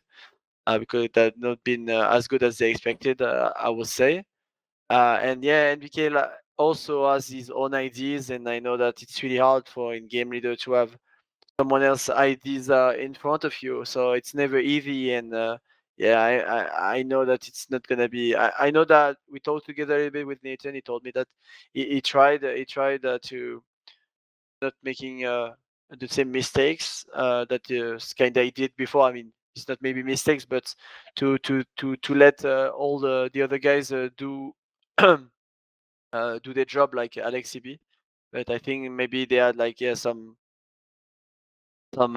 different view of the game and the view of the game overall. So yeah. Okay. Let's keep it moving. Let's jump into the Nemiga, and then we'll get into Pro League, and then we'll get back into playtime. Now, this Nemiga news. Now, Nemiga, if you've been keeping an eye on them, obviously there was the RMR event last year where they made it into the final, but they just replaced Speedak with iDISBALANCE. iDISBALANCE was the AWPer over at Spirit. If you guys weren't too familiar, he got ditched, and then Dexter came in. So it's like nobody even knew that iDISBALANCE was gone. Everyone forgot he existed. Exactly. Essentially, yeah. He is a pretty flicky style of AWPer, right? He's one of those ride or die AWPers who most of his kills are coming through the big green type thing. But when you look at this team, Lollipop 21K, everyone remembers him from back in the Flipside days. If you don't, where were you? But he's been around for a while. And then these names, MDS, Box, etc. Like these guys feel like they've been playing together for a long time. Are we expecting this to take them to that next level, Prof, or is it you expect just more of the same? It's pretty hard out there at the moment for teams at this level. I think this is actually like a decent upgrade, just because their previous AWPer wasn't statistically like really impressive, and the one they had before that also, I don't remember who it was, but one of the older Belarusian players. And iDISBALANCE, not a tier 1 AWPer, but like a solid tier 2 AWPer in my eyes. So I think this is a solid upgrade for them. Not going to be like a top 5 team, but maybe like a top 20 team, stable-ish, because the last year they were in that like 25 to 35 in the world position. So I think this could just bring them forward that like small bit, like five places in the ranking or something like that. Okay. Which is just like the continuation of the CIS era. So like, yeah. Well, they have so much talent, right? And we always do that. It's just about getting the pieces in the right place. So if this is another team slowly getting the right pieces, might have to keep it right. Does anyone have anything they want to say about this move, or we keep it going? No, It's I great pretty move, much agree. Yeah. Yeah. Great move. All right, keep it moving. We're going to be into ESL Pro League talk. That's the talk of the town at the moment. As we still have that event running right now. Week 78. Yeah, it's what is this, week 4? I think now, maybe week 5. But this is the final week, right? So obviously we had all the group stages split up. We just had 3 days of the opening rounds of playoffs, right? So let me link this to you, Lucas. You can bring this up for everybody playing at home here. We'll run everybody through just quickly. So the opening games were FURIA versus apEX, G2 Liquid, Complexity NAVI, and VP versus ENCE. Now, out of those opening matches, I think that most of the results went... Well, actually, no, that's not true at all. The FURIA apEX result, I think it's what most people expected. VP versus ENCE. ENCE took a map, same kind of situation there as the FURIA game. The unexpected results. I mean, G2 to be A fair, bit more Ed than the should have map. fucking Should won. have a bit more than the map. Yeah, that's That's true. just Just a a fucking little bit. I'm glossing over that. All right, fuck it. Let's start there. We'll start there with ENCE. The 15-3 loss. Okay, Dan, I'll throw this one to you. Do you just put that down to the inexperience of the team, or do you think that VP actually did a really good job on the comeback? Well, to be honest, it's always the same. It's 15-3 lead. Like it shouldn't be loose. Like it's obviously VP did good. That's a true thing. But obviously there was some bad things from ENCE, and that's had to happen like that. So yeah, I don't know what happened. Like so many read runs, clutch runs, etc., and I don't know. I mean, obviously, ENCE showed a really good level during ESL Pro League and with young players and etc. So it's not really easy to blame them. But yeah, I think I saw Snappy saying that it's his fault, and if that was my team losing this comeback, I would say the same, because I think it's a lot on game leader. Even if maybe the great calls, but sometimes things go wrong with the team. Some bad nades, or I don't know exactly, like losing clutches, etc. So I don't know what exactly happened for them, but yeah, getting that route to lose in that fashion. Yeah. Now it was historic, right, Striker? Yeah, 1 in 250 something cases, I think. 53. Okay, so like that right there, when you look at this match, and I don't know how like, were you watching this one, Striker? Did you see the whole series? Yeah. Okay. I don't think I saw the whole series, but I saw a really good part of just 2 and mostly the comeback, really. So we all know that they went on then to lose to Complexity just the other day, right? So that is not the point we're talking right here. But in terms of this result for VP, because something that was starting to become apparent to me, or at least it felt that way when casting a lot of their matches, is there had been a lot of either big leads that they had that they're 14-4s during the group stage. So obviously versus some of the world's best teams, right? But it felt like they were having trouble to close. Then they were able to win that game after being down and out. And when the pressure gets on, like same as when they made it to overtime moments, they'd always step up. Is that more testament to them like performing only when the pressure is on? Or do you think maybe them winning a 15-3 comeback is going to help with their mental game? Do you think there's any merit in the conversation around the mental game with VP? I'm not sure that it was. I don't think I saw anything of that in either of those series that they played, even the one against Complexity afterwards. I think it just kind of showed how reliant they are on Yakindar as of late, because in both series, I don't think he showed the same level that we've seen him show over the last 4 months or so. Okay. So I think I'm not going to put the entire loss on him. Obviously, that's just not how it works. But they are pretty clearly reliant on how much he gets entries and how much space he gives them, and that just wasn't the case in these two series as much as before. So I don't really think that this was a mental game thing that affected them this time. Okay. For me, like I think that does too. At least their T side, where they finished, I think that was like 12-3 T side or something like that, right? That was I think Ents was really just super prepared, and that kind of steamrolled their CT side because they were like pushing them, they're countering that like Jame hold of mid that we were talking to someone recently. I don't know. Was it Snappy said it. Snappy said it on the show. And then he booked him with it like a couple times, fucking crouching across mid doors with an org, just wrecking Jame. And I was like, okay. I mean, Alu pushing short with an op in a 3v3 just to kill Jame. Just standing on Xbox. Yeah. That's kind of the thing that they got the lead. And I feel like slowly as the reads from Ents were coming in, then VP were starting to fall apart. And I thought it was going to be like, this is the classic mental problems for VP, but they actually managed to pull it back, which is, I'd give some credit to that. Like, I think that builds them a bit for the long term, right? Their mental state. Okay, so we could probably talk a lot about VP here, but there are a lot of teams to talk about from this playoff bracket. So let's focus on the winners, the ones who proceeded going through apEX. We all know what's going on over there. We spoke to Stiko. FURIA beating G2. I think that's the game that we want to focus on there. 2-0 fashion. Vertigo 16-5. It was a map I thought maybe they'd be shaky on. They've come out the gate looking fantastic. And then a Mirage win, which it didn't feel like G2 in that matchup had many places they could go in the veto. That it didn't feel like they could throw FURIA off balance. But FURIA as a team, I think we all know that they can be pretty hot and cold with their play style. Dan, do you look at this team as they have to have good momentum to carry that through? Do you look at them as a momentum team? How do you kind of class FURIA? Well, our class FURIA is that they're a really hard team to play against, okay. to be honest, because it's really different than the others. They're really like playing kind of aggressive with arts and all the things. So they're playing their own CS, and sometimes you feel like it's always really fast. It's always really aggressive. So I think they need their momentum to win, because their play style is like that. It's about like that. So they're like really crazy. It's never easy to play against them. All right. Well, lately we've seen some individuals on the team. So Dan's just talking about Art. We all know, like, when he's on the tear, he's finding the timings. He looks fantastic. But I think Yuri's had his moments. K Serrato has been consistently solid. Vinny's stepped up huge in the last couple. Junior's starting to find a bit more traction. It feels like the team is really deep, right? But we only always really talk about Art. Like, when you watch them play, do you think this roster has like legs to take it against the big boys going forward in this bracket, right? They play either Astralis or Gambit, right? They play the loser of that game coming up very soon. Do you think that there any chance, or do you think they'll just get rocked? I think that's a pretty, both of those teams are pretty really solid. hard. So maybe the Astralis one, because that matchup sometimes can work in their favor. Historically, they were one of the first teams that upset the Astralis back in the day when they came into the LAN scene, right? FURIA.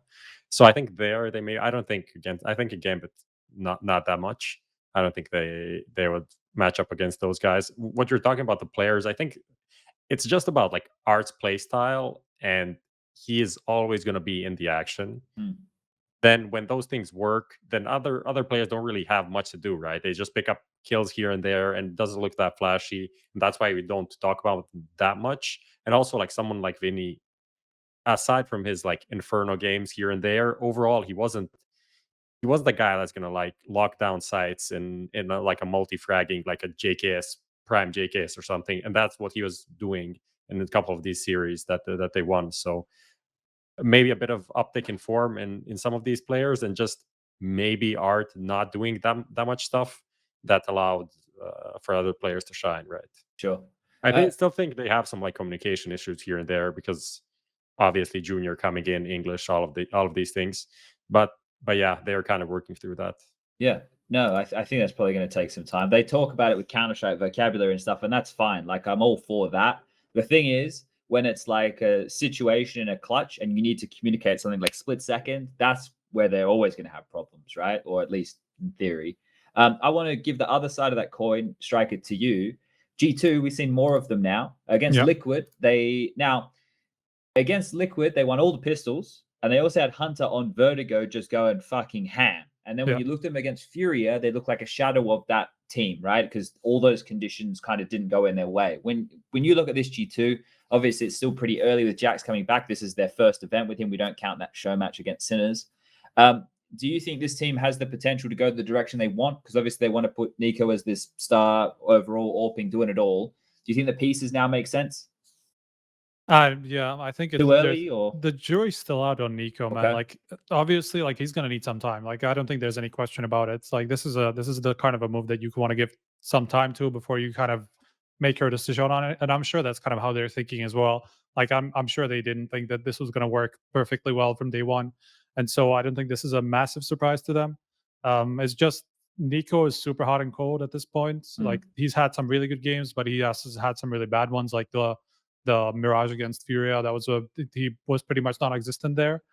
And so I don't think that they live or die with him, but it's just like the entire team seems to be like super inconsistent. Like, they seem to have games where you think, okay, this could actually work. And then they have games where they all just disappear and nobody actually steps up to do anything about it.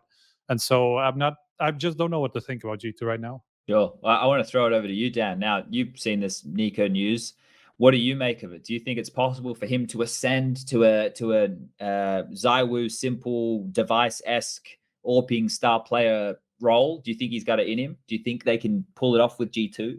Maybe that I don't think so. Okay. To be honest. But the thing is, the problem is that changing for this role, I mean, Orping sometimes it's okay. Like, it's really nice. We've seen him like oping a lot on Dust 2 with phase lineups. Like Guardian was on B, etc., back in the days, and always being like really performing super well on Dust 2, etc. But choosing to have the op or having the op like 20% of the time and having the op all the time is something really different for my POV. And it's really hard. And I'm not him, and I don't know if exactly he knows what he did. I mean, in terms of like all the with the level that guy has, I don't really like to see him with the op, because he's a fantastic rifle. One of the 3 best we had in the last 5 years. To be completely honest, it is so many great things in the last few years. So I don't know what really to expect from that. If he did it, it means that he believes in it. But yeah, it will, as Prof said, it will take time, and a bit more time. We need to give him like at least until the summer, at the end of the summer. Okay. All right. I was gonna say, do you see him still doing this in 6 months? Right. But if you say he has to try, if he wants to be to try everything, I think he has to do it the next 4 months again, and then he will see. But yeah, right now it's too early, obviously. Okay. All right. Yeah, certainly I'm not getting the same feeling that I was when I was watching like Simple, start to pick up the op way more and stuff like that, where it's just so clear that somebody has an affinity for the gun. Like, when you look at a guy like Simple or ZywOo, which is obviously something that Nico, I'm sure, compares himself to. Like, there's no way he's not, because he's looking to become like the next best player in the world, somebody like the next Simple or the next ZywOo. And I think it's just, there seems to be a difference to me that where With Simple, he could just pick it up like from day one, and he would be amazing at it. Mm. Same thing, I'm sure, was with ZywOo before even. I'm not sure how long ago he started upping, or if he was just an upper from the start, or what the deal was with him. But when you look at him, is just you can see that he just has the sense for it, right?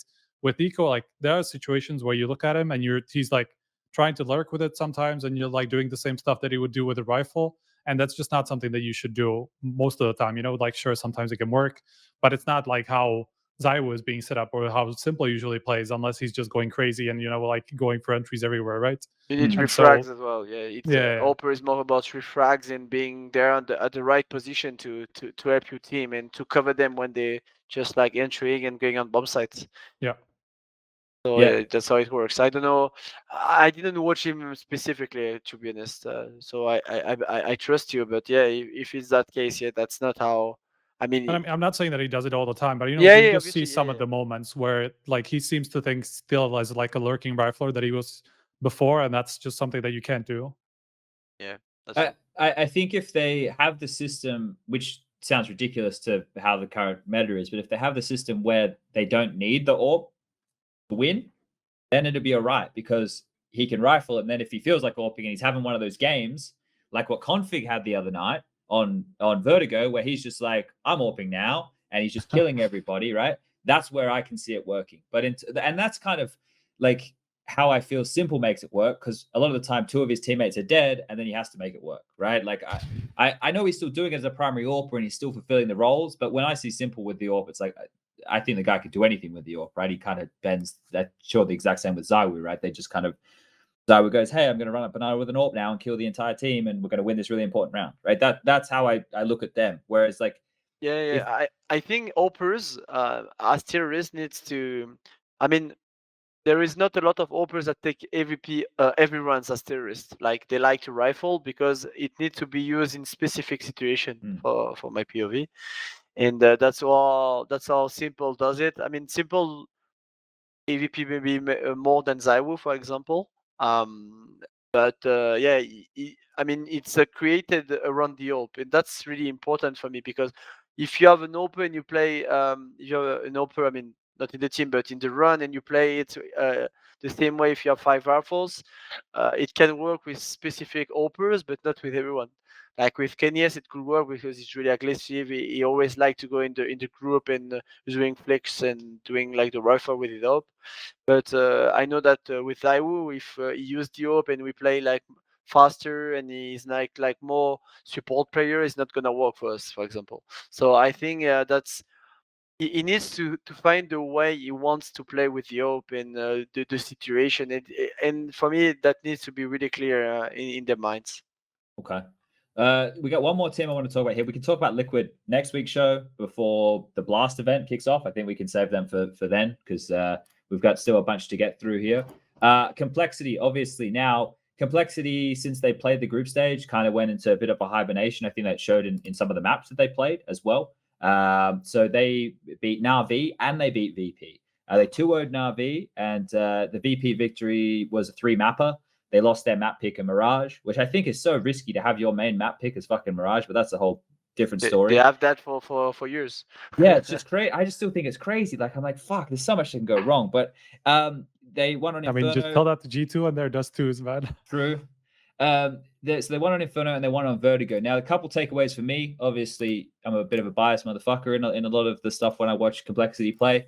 I really, really liked the rifling from Poison in both of the map victories against VP. I think that was like a key part in their victory in that game. I don't know how much detail people were keeping on that, but Poison entry fragging Banana with the AK and just like fucking strolling up A ramp on Vertigo with the AK and just wrecking people. I thought that was fantastic. And I think it showed the team has like, they don't have to have him doing all the AWPing all the time to get a lot of action. Obviously, Config go on beast mode there. This one here for you, Prof, when you look at Complexity going through in this fashion over 2 names, the troubled Navi, we'll talk about them in a second, and an on-form VP, is this like where do you rank this kind of a victory? Does this mean, oh, okay, they're back to the Complexity we were getting hyped up about this time last year? Do you think they still have a couple more proving games worth to do? What are you thinking? Just like a bit more proving games. Okay. I'd give him like a couple of more series, or just like to see how they do at another event, just to see that's not like a blip on the radar. But it's kind of the trajectory that they have been in this year, like since Poison came back. I don't remember what the first event was, but they had like a decent event when they put the team back together. So I guess things are starting to click. I have to say that I didn't watch the VP game. I missed that completely. So I was kind of surprised by the results. First the Navi, then the VP. I like I'd say both of those are like pretty strong upsets from Complexity. But I feel over both series here, Striker, that each player had a moment, right? Like not just like one round, but like you look at I guess JKS in their Mirage win over Navi, he was like the highest rated player or something along those lines. Yeah, Rush was on Dust 2 against Navi, right? Yeah, and then like Blame is just fucking consistent, a beast, and then Config pops off on Vertigo, and then, like it felt like everybody had a moment. Like when we had the interview with them, what feels like eons ago now, and they're like, there's so many stars to fit in this team, and like Rush is the real support. It feels like they're all able to get something out of their players when they need it. Is this an unusual formula, do you think? I mean, it's not going to be the way that you win consistently, right? Like you can't expect all of your players to be able to step up this way every time. So that's just something that I would look forward to in the next events, to see if they can keep doing that. I mean, sure, yeah, I guess. Yeah, I guess. I'm not sure, but well, what do you think about that question, Dan? Like, do you think it's they can replicate it? I'm really happy for Complexity. To be honest, because they had like some really tough moment in 2020. Having Obo leaving the team was a really hard part for them. They won like the Blast Spring against us, etc. They were doing like so many good tournaments, and they had like so many problems. Then they had to add GKS, they had to rework on everything, and then Poison had a problem, etc. So they really deserve what's happening right now. I know most of them are really hardworking players, and they just deserve what's happening. They're playing really good CS, and yeah, I think they deserve to be in that like top 7, top 8 teams with what they've done and etc. And I'm pretty sure they will prove that they deserve to be there. Okay.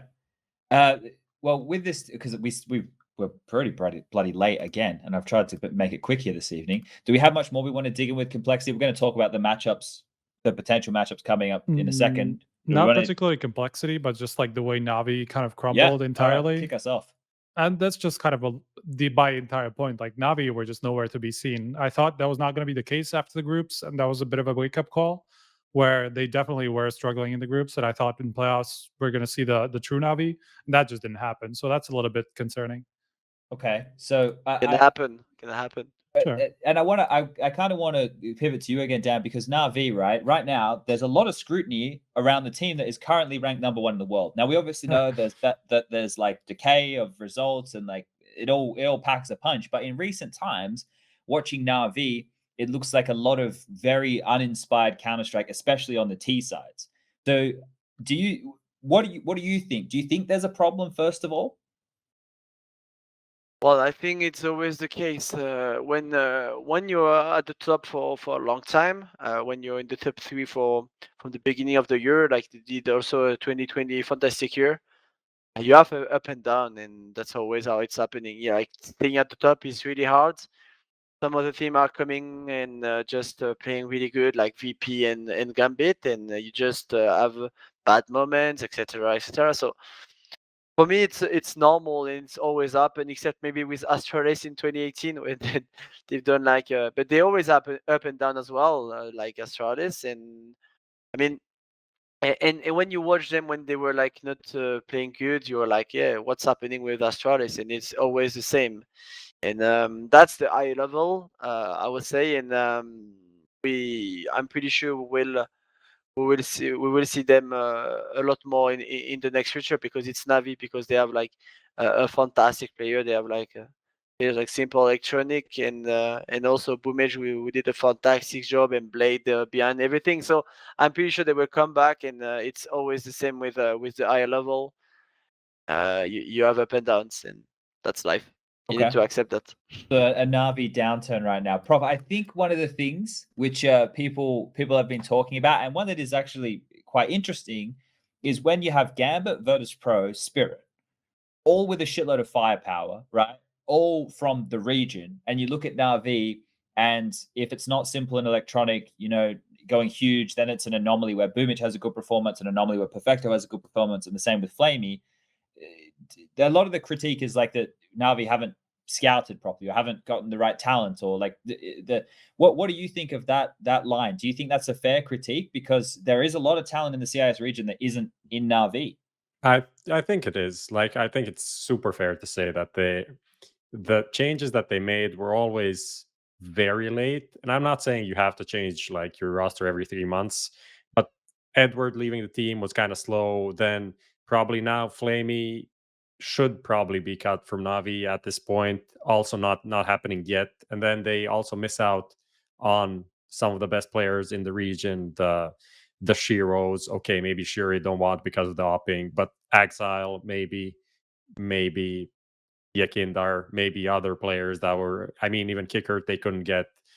So I won't go into the details about like contracts and all of this because that's always a gray area, and especially in CIS. So we don't really know how difficult it is. But some of these players were like available, I guess, at different points. And now we have even like the Windstrike team. They're not contracted, I guess. So maybe there are some options Alien there. and Lackey are good. Yeah, I guess the issue there is, again, the best player by far is the Opper, and you probably don't want to change that, especially after the Guardian trial, I'd say, which is, maybe we could argue here that went more down to Guardian than Simple being on the rifle. I think Simple on the rifle was still amazing.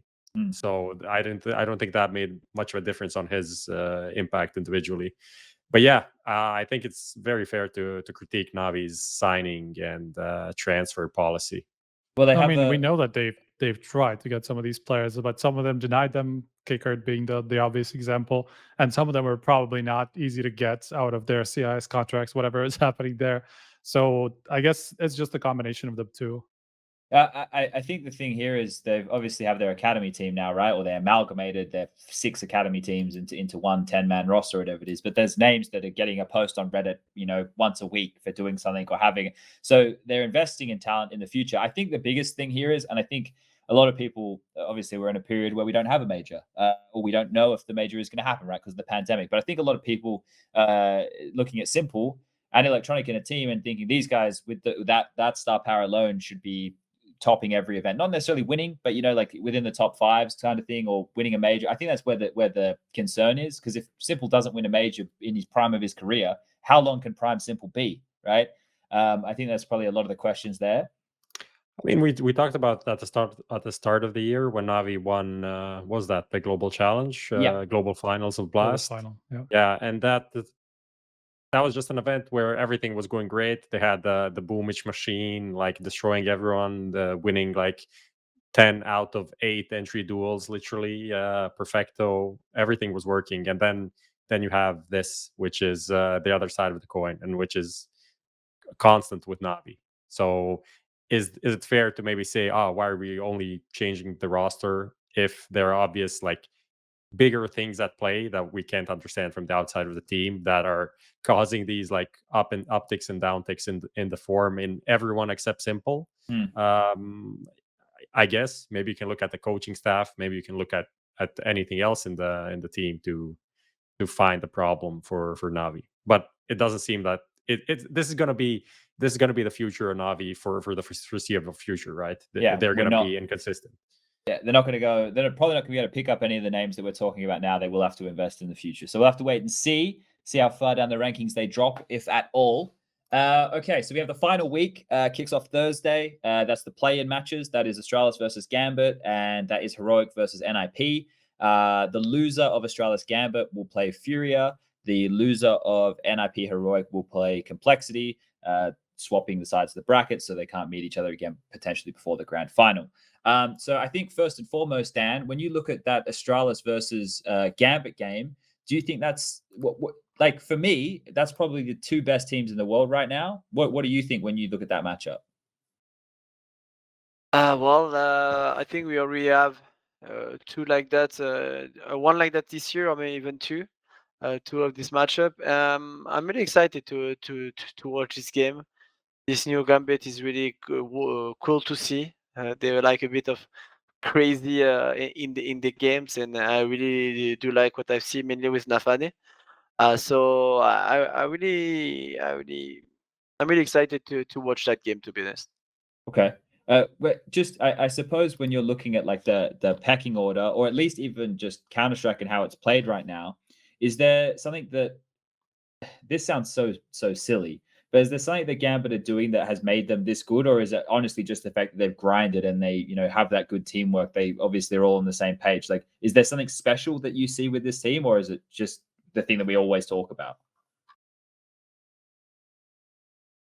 Well, obviously they like in this meta, they like really aggressive as city side, most likely, and they take their time in terrorist most of the time. Depends the map actually. Sometimes they're really fast, sometimes they're not.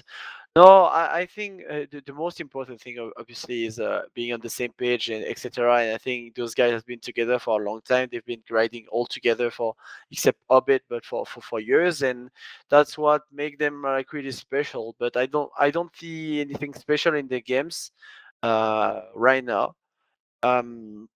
The huge part is that everyone is stepping up really hard, and everyone is playing really good in the team. So that's why it's helping them to perform that good. So let's see when it goes a bit off for them, what we're gonna see from them. But yeah, they have like a really great players, really unique players in the styles, and yeah, it's good to watch. Okay. Well, we'll keep this quick and then we'll get into playtime. Dan, who's going to win, Gambit or Astralis? Astralis. All right, Prof. Gambit. Okay, Striker. Also say Gambit. Okay. Any reasons why you boys are going for Gambit over Astralis? Just based on the group stage and how Astralis still were kind of shaky, relying on some individual performances a little bit too much. Device did go nuclear in a game, right? Didn't he get 40 on train or whatever it was?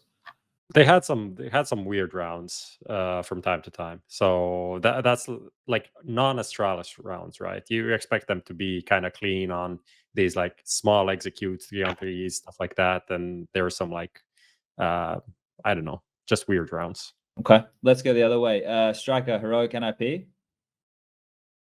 I'll say Heroic. Heroic. Yeah. Prof. Yeah, same. All right, everyone with Heroic here. Okay, Dan, why do you think Heroic over NIP? Because NIP were lucky to beat Vitality, obviously. They were better than us. I'm not gonna say that on that one. No, because Eric has this maybe honeymoon I talked before. Okay. I know in the team they have like they have hard workers with Undead and Cadden, and I know they've been practicing for maybe 2 or 3 weeks because they were in the group A. So they have time to prepare. They have time to prepare for their opponents, etc. So I think they will be a bit more prepared than NIP. Okay. And then I guess one last one we may as well do, because we will have the overall winner by this Sunday. So we have FURIA, Complexity, Heroic, NIP, Gambit, Astralis. One of those teams will win, right? Which name, Prof, is sticking out for you to be picking up the trophy from what you've seen, or what your gut telling you? I don't know. I guess Gambit. like I guess the Gambit from this side if they advance, and then maybe either a Complexity or an Astralis from the other side of the bracket. Like those are like Complexity if they just continue like this upward trend, and they're the team that kind of like low key just win the event. When in the past when they were winning, it was just like, okay, now we won one series, now we won another series, now we barely scraped by, now we're in the final. Oh, we won the trophy, right? It didn't seem like they were favorites. We're even the Vitality one, like even in the series, it didn't seem like they're gonna win it, and then they won it. Okay, all right, Striker. I got just the said winner sorry, of Gambit Dan. Astralis. Gambit Astralis is the grand final. The winner of Oh, no, the winner of Gambit Astralis at this playing stage is going to win the whole tournament. Okay, I like that one. apEX. I agree with Striker, Yeah. or maybe Complexity if they keep doing what they do. I don't know. I think really they're hard. prep. I think they're prep, man. I think their prep in that VP game really showed, right? I think winning Inferno and Vertigo. Well, Yakinda didn't rush down banana like a madman on Inferno in that game. Look, I'm going to just go with complexity because it doesn't I think matter. it's fun. Yeah, I was going to as well if nobody else was gonna do like something crazy. So I like it. I like how like their veto right now. I know that they're picking Mirage, obviously, but I like how they look super prepared all the time. I think when I remember complexity at their best, they had done a lot of prep work, right? I remember blamef getting flashed through the wall of smokes. I remember just a lot of little things that they did against their opponents when they were doing things well, and I think they were doing a lot of those things recently too. All right. blamef's in chat said we watched all Yakindar's POVs on all maps. He No shit. didn't rush banana that game. Like, I don't know if because they were dropping that close to smoke, like halfway between logs and half wall. I don't know who was throwing it, but Yakinda didn't push banana at all. Like, he was completely muted. Anyway, going off on a tangent. Let's go to playtime. Let's get these last questions for Dan. Let's get him into this special segment. Take us there, Lucas.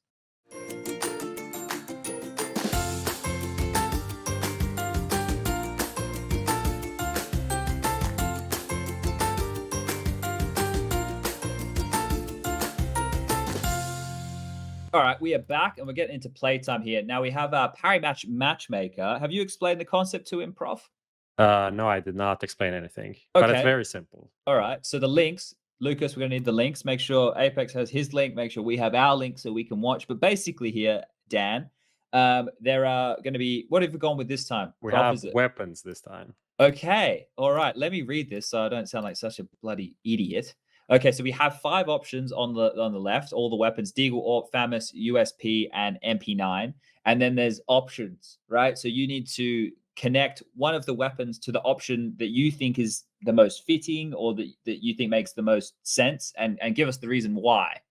So the button that Lucas should have given you, you can just, there you go. So the first one, the Orc most satisfying, is that The easiest weapon. okay? Okay. Simple as that. Yeah. Deagle need nerf because of these body shots. It's way too boring. Okay. Way too boring. Who is abusing the Deagle the most? Is it Robs? Oh yes. But he's really good with it. I mean, it's different for him because he's really good also with the headshots. So yeah. But like the first time that I realized like the body shots are so overpowered is literally Rob's Low B-side rank train. yeah. Beside He's you and still lower, doing it. yeah. He's still doing it, and that's Yeah, he can't keep getting why away with it. why would not he would not do it? Like, it's normal to do it, but yeah, this 60 hit in the close range is really bad. Do you think that's all that they need to change? Just to the body, just so Yeah. it does less damage? Yeah. Okay. You'd want it like a chef? The rest is good. I mean, it's all about aim, doing headshots, so it's really nice. Okay. I'm fine with that. Famas need buff. French would- weapon is not really good. What would you buff? The burst. Nice. Having a the fan of burst, that. like on source we had the burst. I know you spent your Yeah. source prayer, and it was like really good, like the Glock kinda. The burst with the Glock was really good as well. So I It was really good at missed it. 1.6 too. Yeah, I really miss those birds. Then USP, yeah, is really, oh no, on MP9 annoying to face.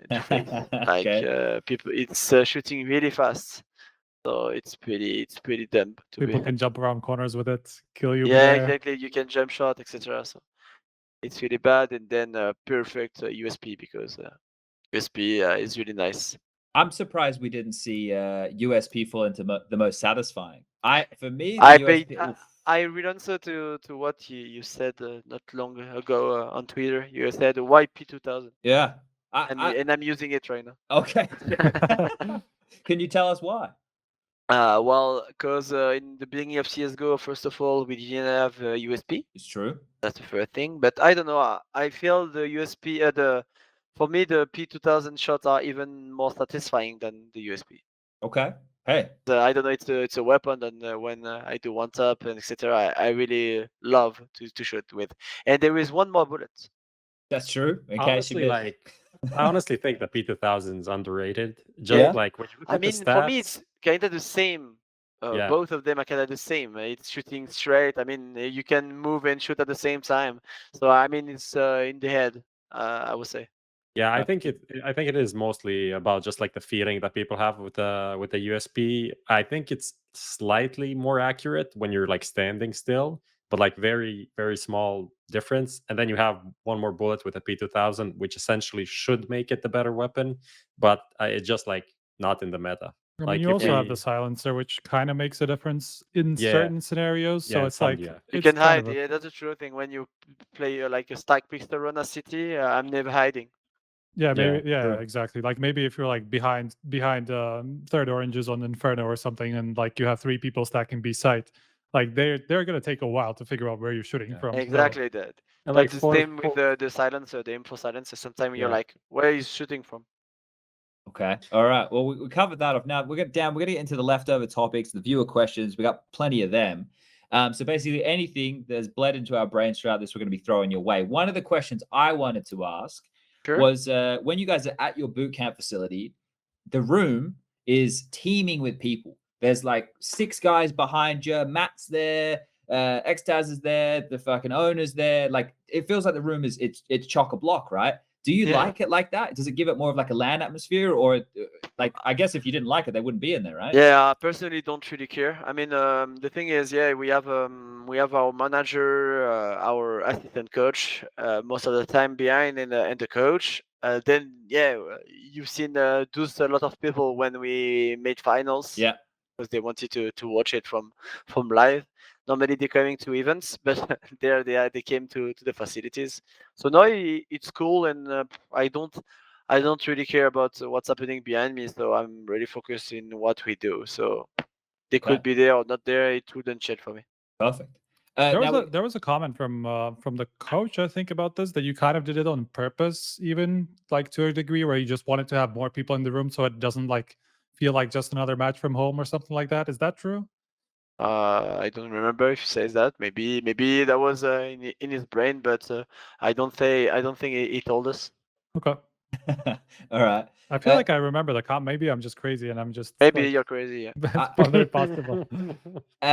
Prof, we got this list of questions. Is there any standing out to you here from I the mean, people at home? these like first 6 questions are all kind of similar and connected about like French players and stuff like that. So there's a lot of people ask about like the double pony guys, like Kenny S and BK are benched currently, and Nivera as well. So what is the future for these players? Like where could they go, or where should they go? If you have any ideas, which team could benefit from a Nivera or a Kenny S or an NBK? Well, I just hope that they're gonna do a French team, because it's really important for the scene to have more teams.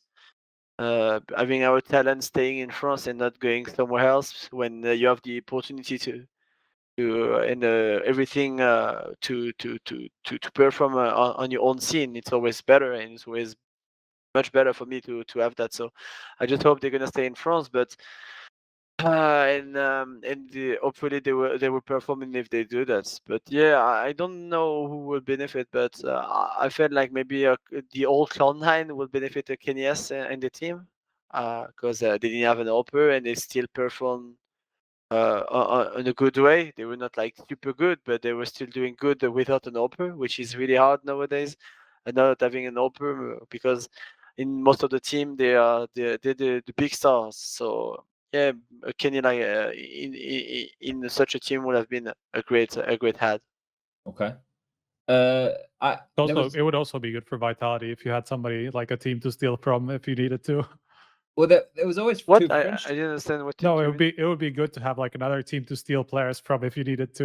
Yeah, maybe. Yeah. Is this like one of the first times in history though, like where we haven't had 2 good French teams? Like, I mean, there was like, to be fair, like there was the time when NV was pretty much irrelevant for a long time. So that's true. It's Yeah. just like I wasn't there. I mean, so after you, I was after G2. after you created the super team G2, NV was basically irrelevant from That's that point true. for a long time. yeah. Yeah, that's pretty sad, because at the beginning of CSGO we had like 3 teams, and Yeah. now it's like only 1. Even like the Source days, like the French teams, there was always at least 2 that were like really Yeah. competitive, right? Even more though, even Yeah. more, like three all the time. Most of the time we had like 3 good teams. So it's a bit of a shame. We lost all the old French in-game leaders to Valorant. So that's a bit of a shame. But these things happen. I did have a question, and now, oh no, I remember. Vitality for 2021, right? You see teams playing in CS Summit 7. You see teams playing in Snow Sweet Snow. Like there's probably going to be a bunch of other tournaments that pop up across the course of the year. What is the plan from Vitality? Is it just to play the Blast, EPT circuit, and then anything major related, or Yes. are you gonna? Yeah, We have enough. We have enough. The thing is, like you mentioned, Fnatic or Mouseport, they don't have Blast. yeah. So that's the first thing. So we have enough tournaments to if we perform well, we have thankfully we partner team with Blast in ESL, so we are kind of invited in a lot of tournaments. So it's obviously easier for us to perform. So now we're not gonna add other tournament, I think, and we're just gonna skip stay in the tournament we have and trying to perform in there. Then we have enough time to practice and just improve. Okay. And you're also a higher ranked team, so it's not like you need the partnerships either, apart from Blast. Yeah, right obviously. now it's right now we're like but we're going down for real. True. Where do you think you'll land in the rankings next Monday, right? When the ESL Yeah, placings. Are you gonna be in the top 10? I don't know. Ooh. If we're not, let's meet in person. Do you have, do you have like you don't have to answer it, but I know some teams have like salaries Yes, we have. based on performance. Yes. Oh, so okay. But it's So- top 5, so we're not in top 5 anyway. Oh, okay. For me at least. Okay. All right. It will not change to go out of the top 10. Do you think I just is still on the scheduling thing, Dan? Because obviously we have DreamHack Opens, we have Snow Sweet Snow, we have all of these other events, right? When you see and the prize money is decent, and you sometimes look at the field, is it ever enticing to think, hey, let's go and play for a little? I know you're saying you have enough on your plate, but do the bosses still bring tournaments your way and go, hey, we got invited to this one? Like, does that still happen, or is it just like it's just completely this is all we're doing? The funny thing is that it's our coach that decide which tournament we do, except obviously the partner thinks with Blast and the ESL. So obviously he doesn't even talk about it when he refuses. So Okay, we don't even know if we're invited or not. that's good. That's a better way to do it. You I don't have think- to worry yeah, about that shit. All right. What else we got on this list here, Prof? We got anything juicy? I saw 2 or 3 similar questions, so I think people are like jokesters. Says, question for apEX: what is the best way to handle your emotions in a tough CS match? But A middle finger. No, well, aside, yeah, that's a funny question. Well, we already talked a little bit about it at the beginning. But the thing is, for me, having a mental coach is really important. As I mentioned before, I worked with one for 6 months, and I wasn't getting better, which is pretty bad. So for me, it's a hard part, to be honest, because obviously when people can say like no, stop raging, etc. It's not like that easy. For me right now, and with all this situation, it's even worse because I've always been a rager, but not as much as now. So I'm trying to handle it with a mental coach, and I have a really good run for since I had my break.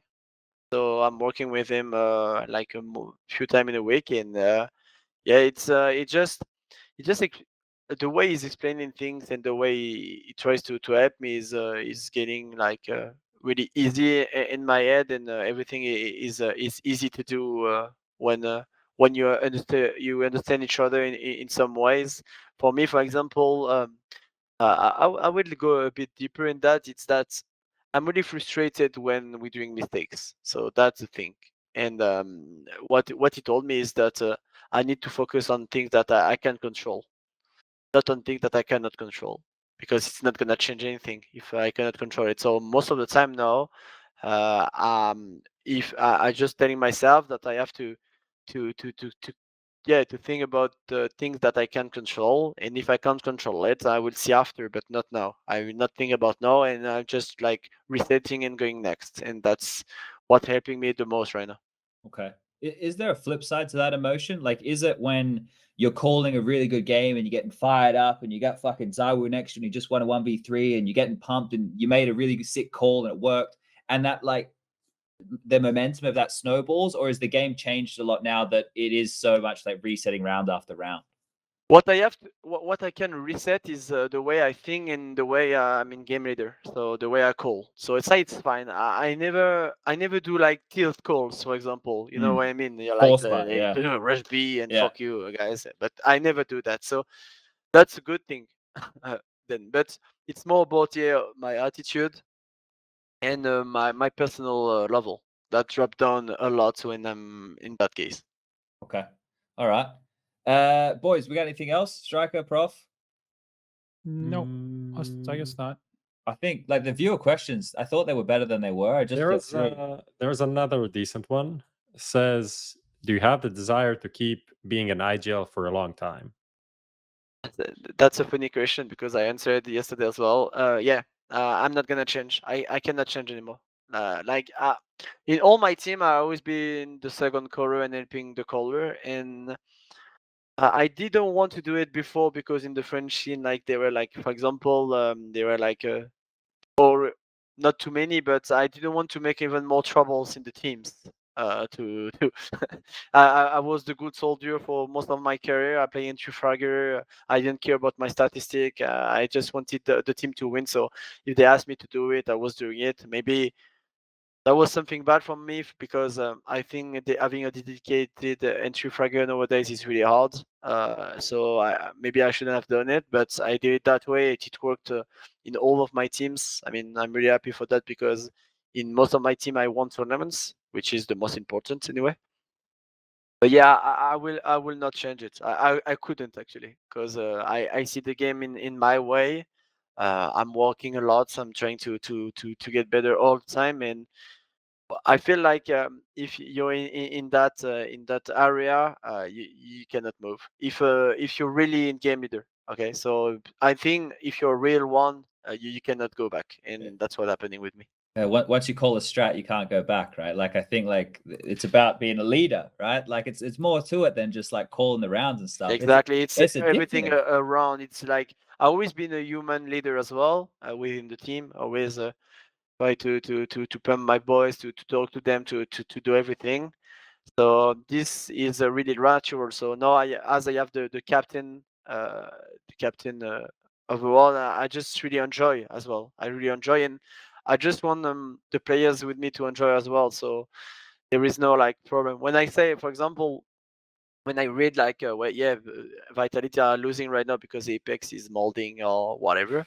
Obviously, it's not the easy part for them, but something which is really important if you want to perform is that you need to accept each other in some ways. And me, that's I'm working a lot. I'm a good teammate, I guess. I'm doing everything I can, but yeah, my shit things is that I'm molding and then I'm sometimes raging, and obviously I know that I have to improve, but they know I'm like that and they accept it, and then it's way easier for everyone.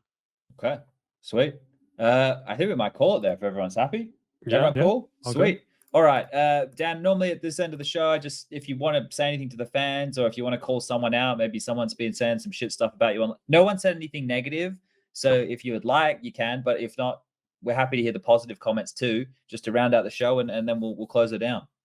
No. Thank you very much for inviting me in this show. It's always really nice. I really enjoyed being here and talking about everything happened for Vitality in the last 6 months, even the last year, to be honest. And yeah, that's it. Thank you. Perfect. All right. Thank you, Dan, for coming on. And we'll be closing this one down for episode 34. We're going to be back next Monday. Is it next Monday? We're doing Monday. Monday next We're going to do Monday. So after the EPL final, we'll be on the 12th. That would be just before Blast kicks off for the showdown. So we'll cover that one off there. No guests just yet. You can find all of our audio-only stuff, anchor.fm/HLTV. Thanks again to the sponsors, Xtrfy and Parimatch, for making this all possible. This has been another episode of HLTV Confirmed. We'll see you next time. Good night.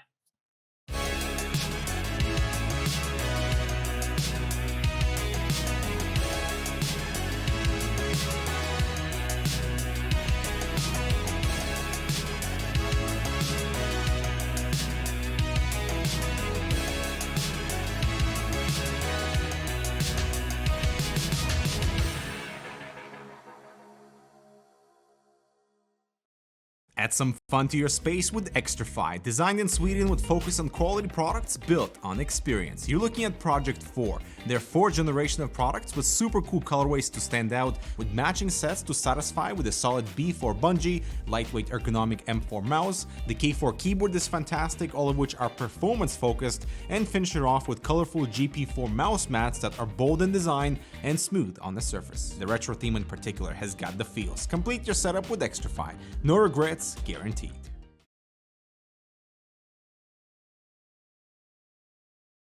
Fist bumps go to the teammates. I wanna see you rolling fast. Win the round. Win the game. Match, your esports teammate.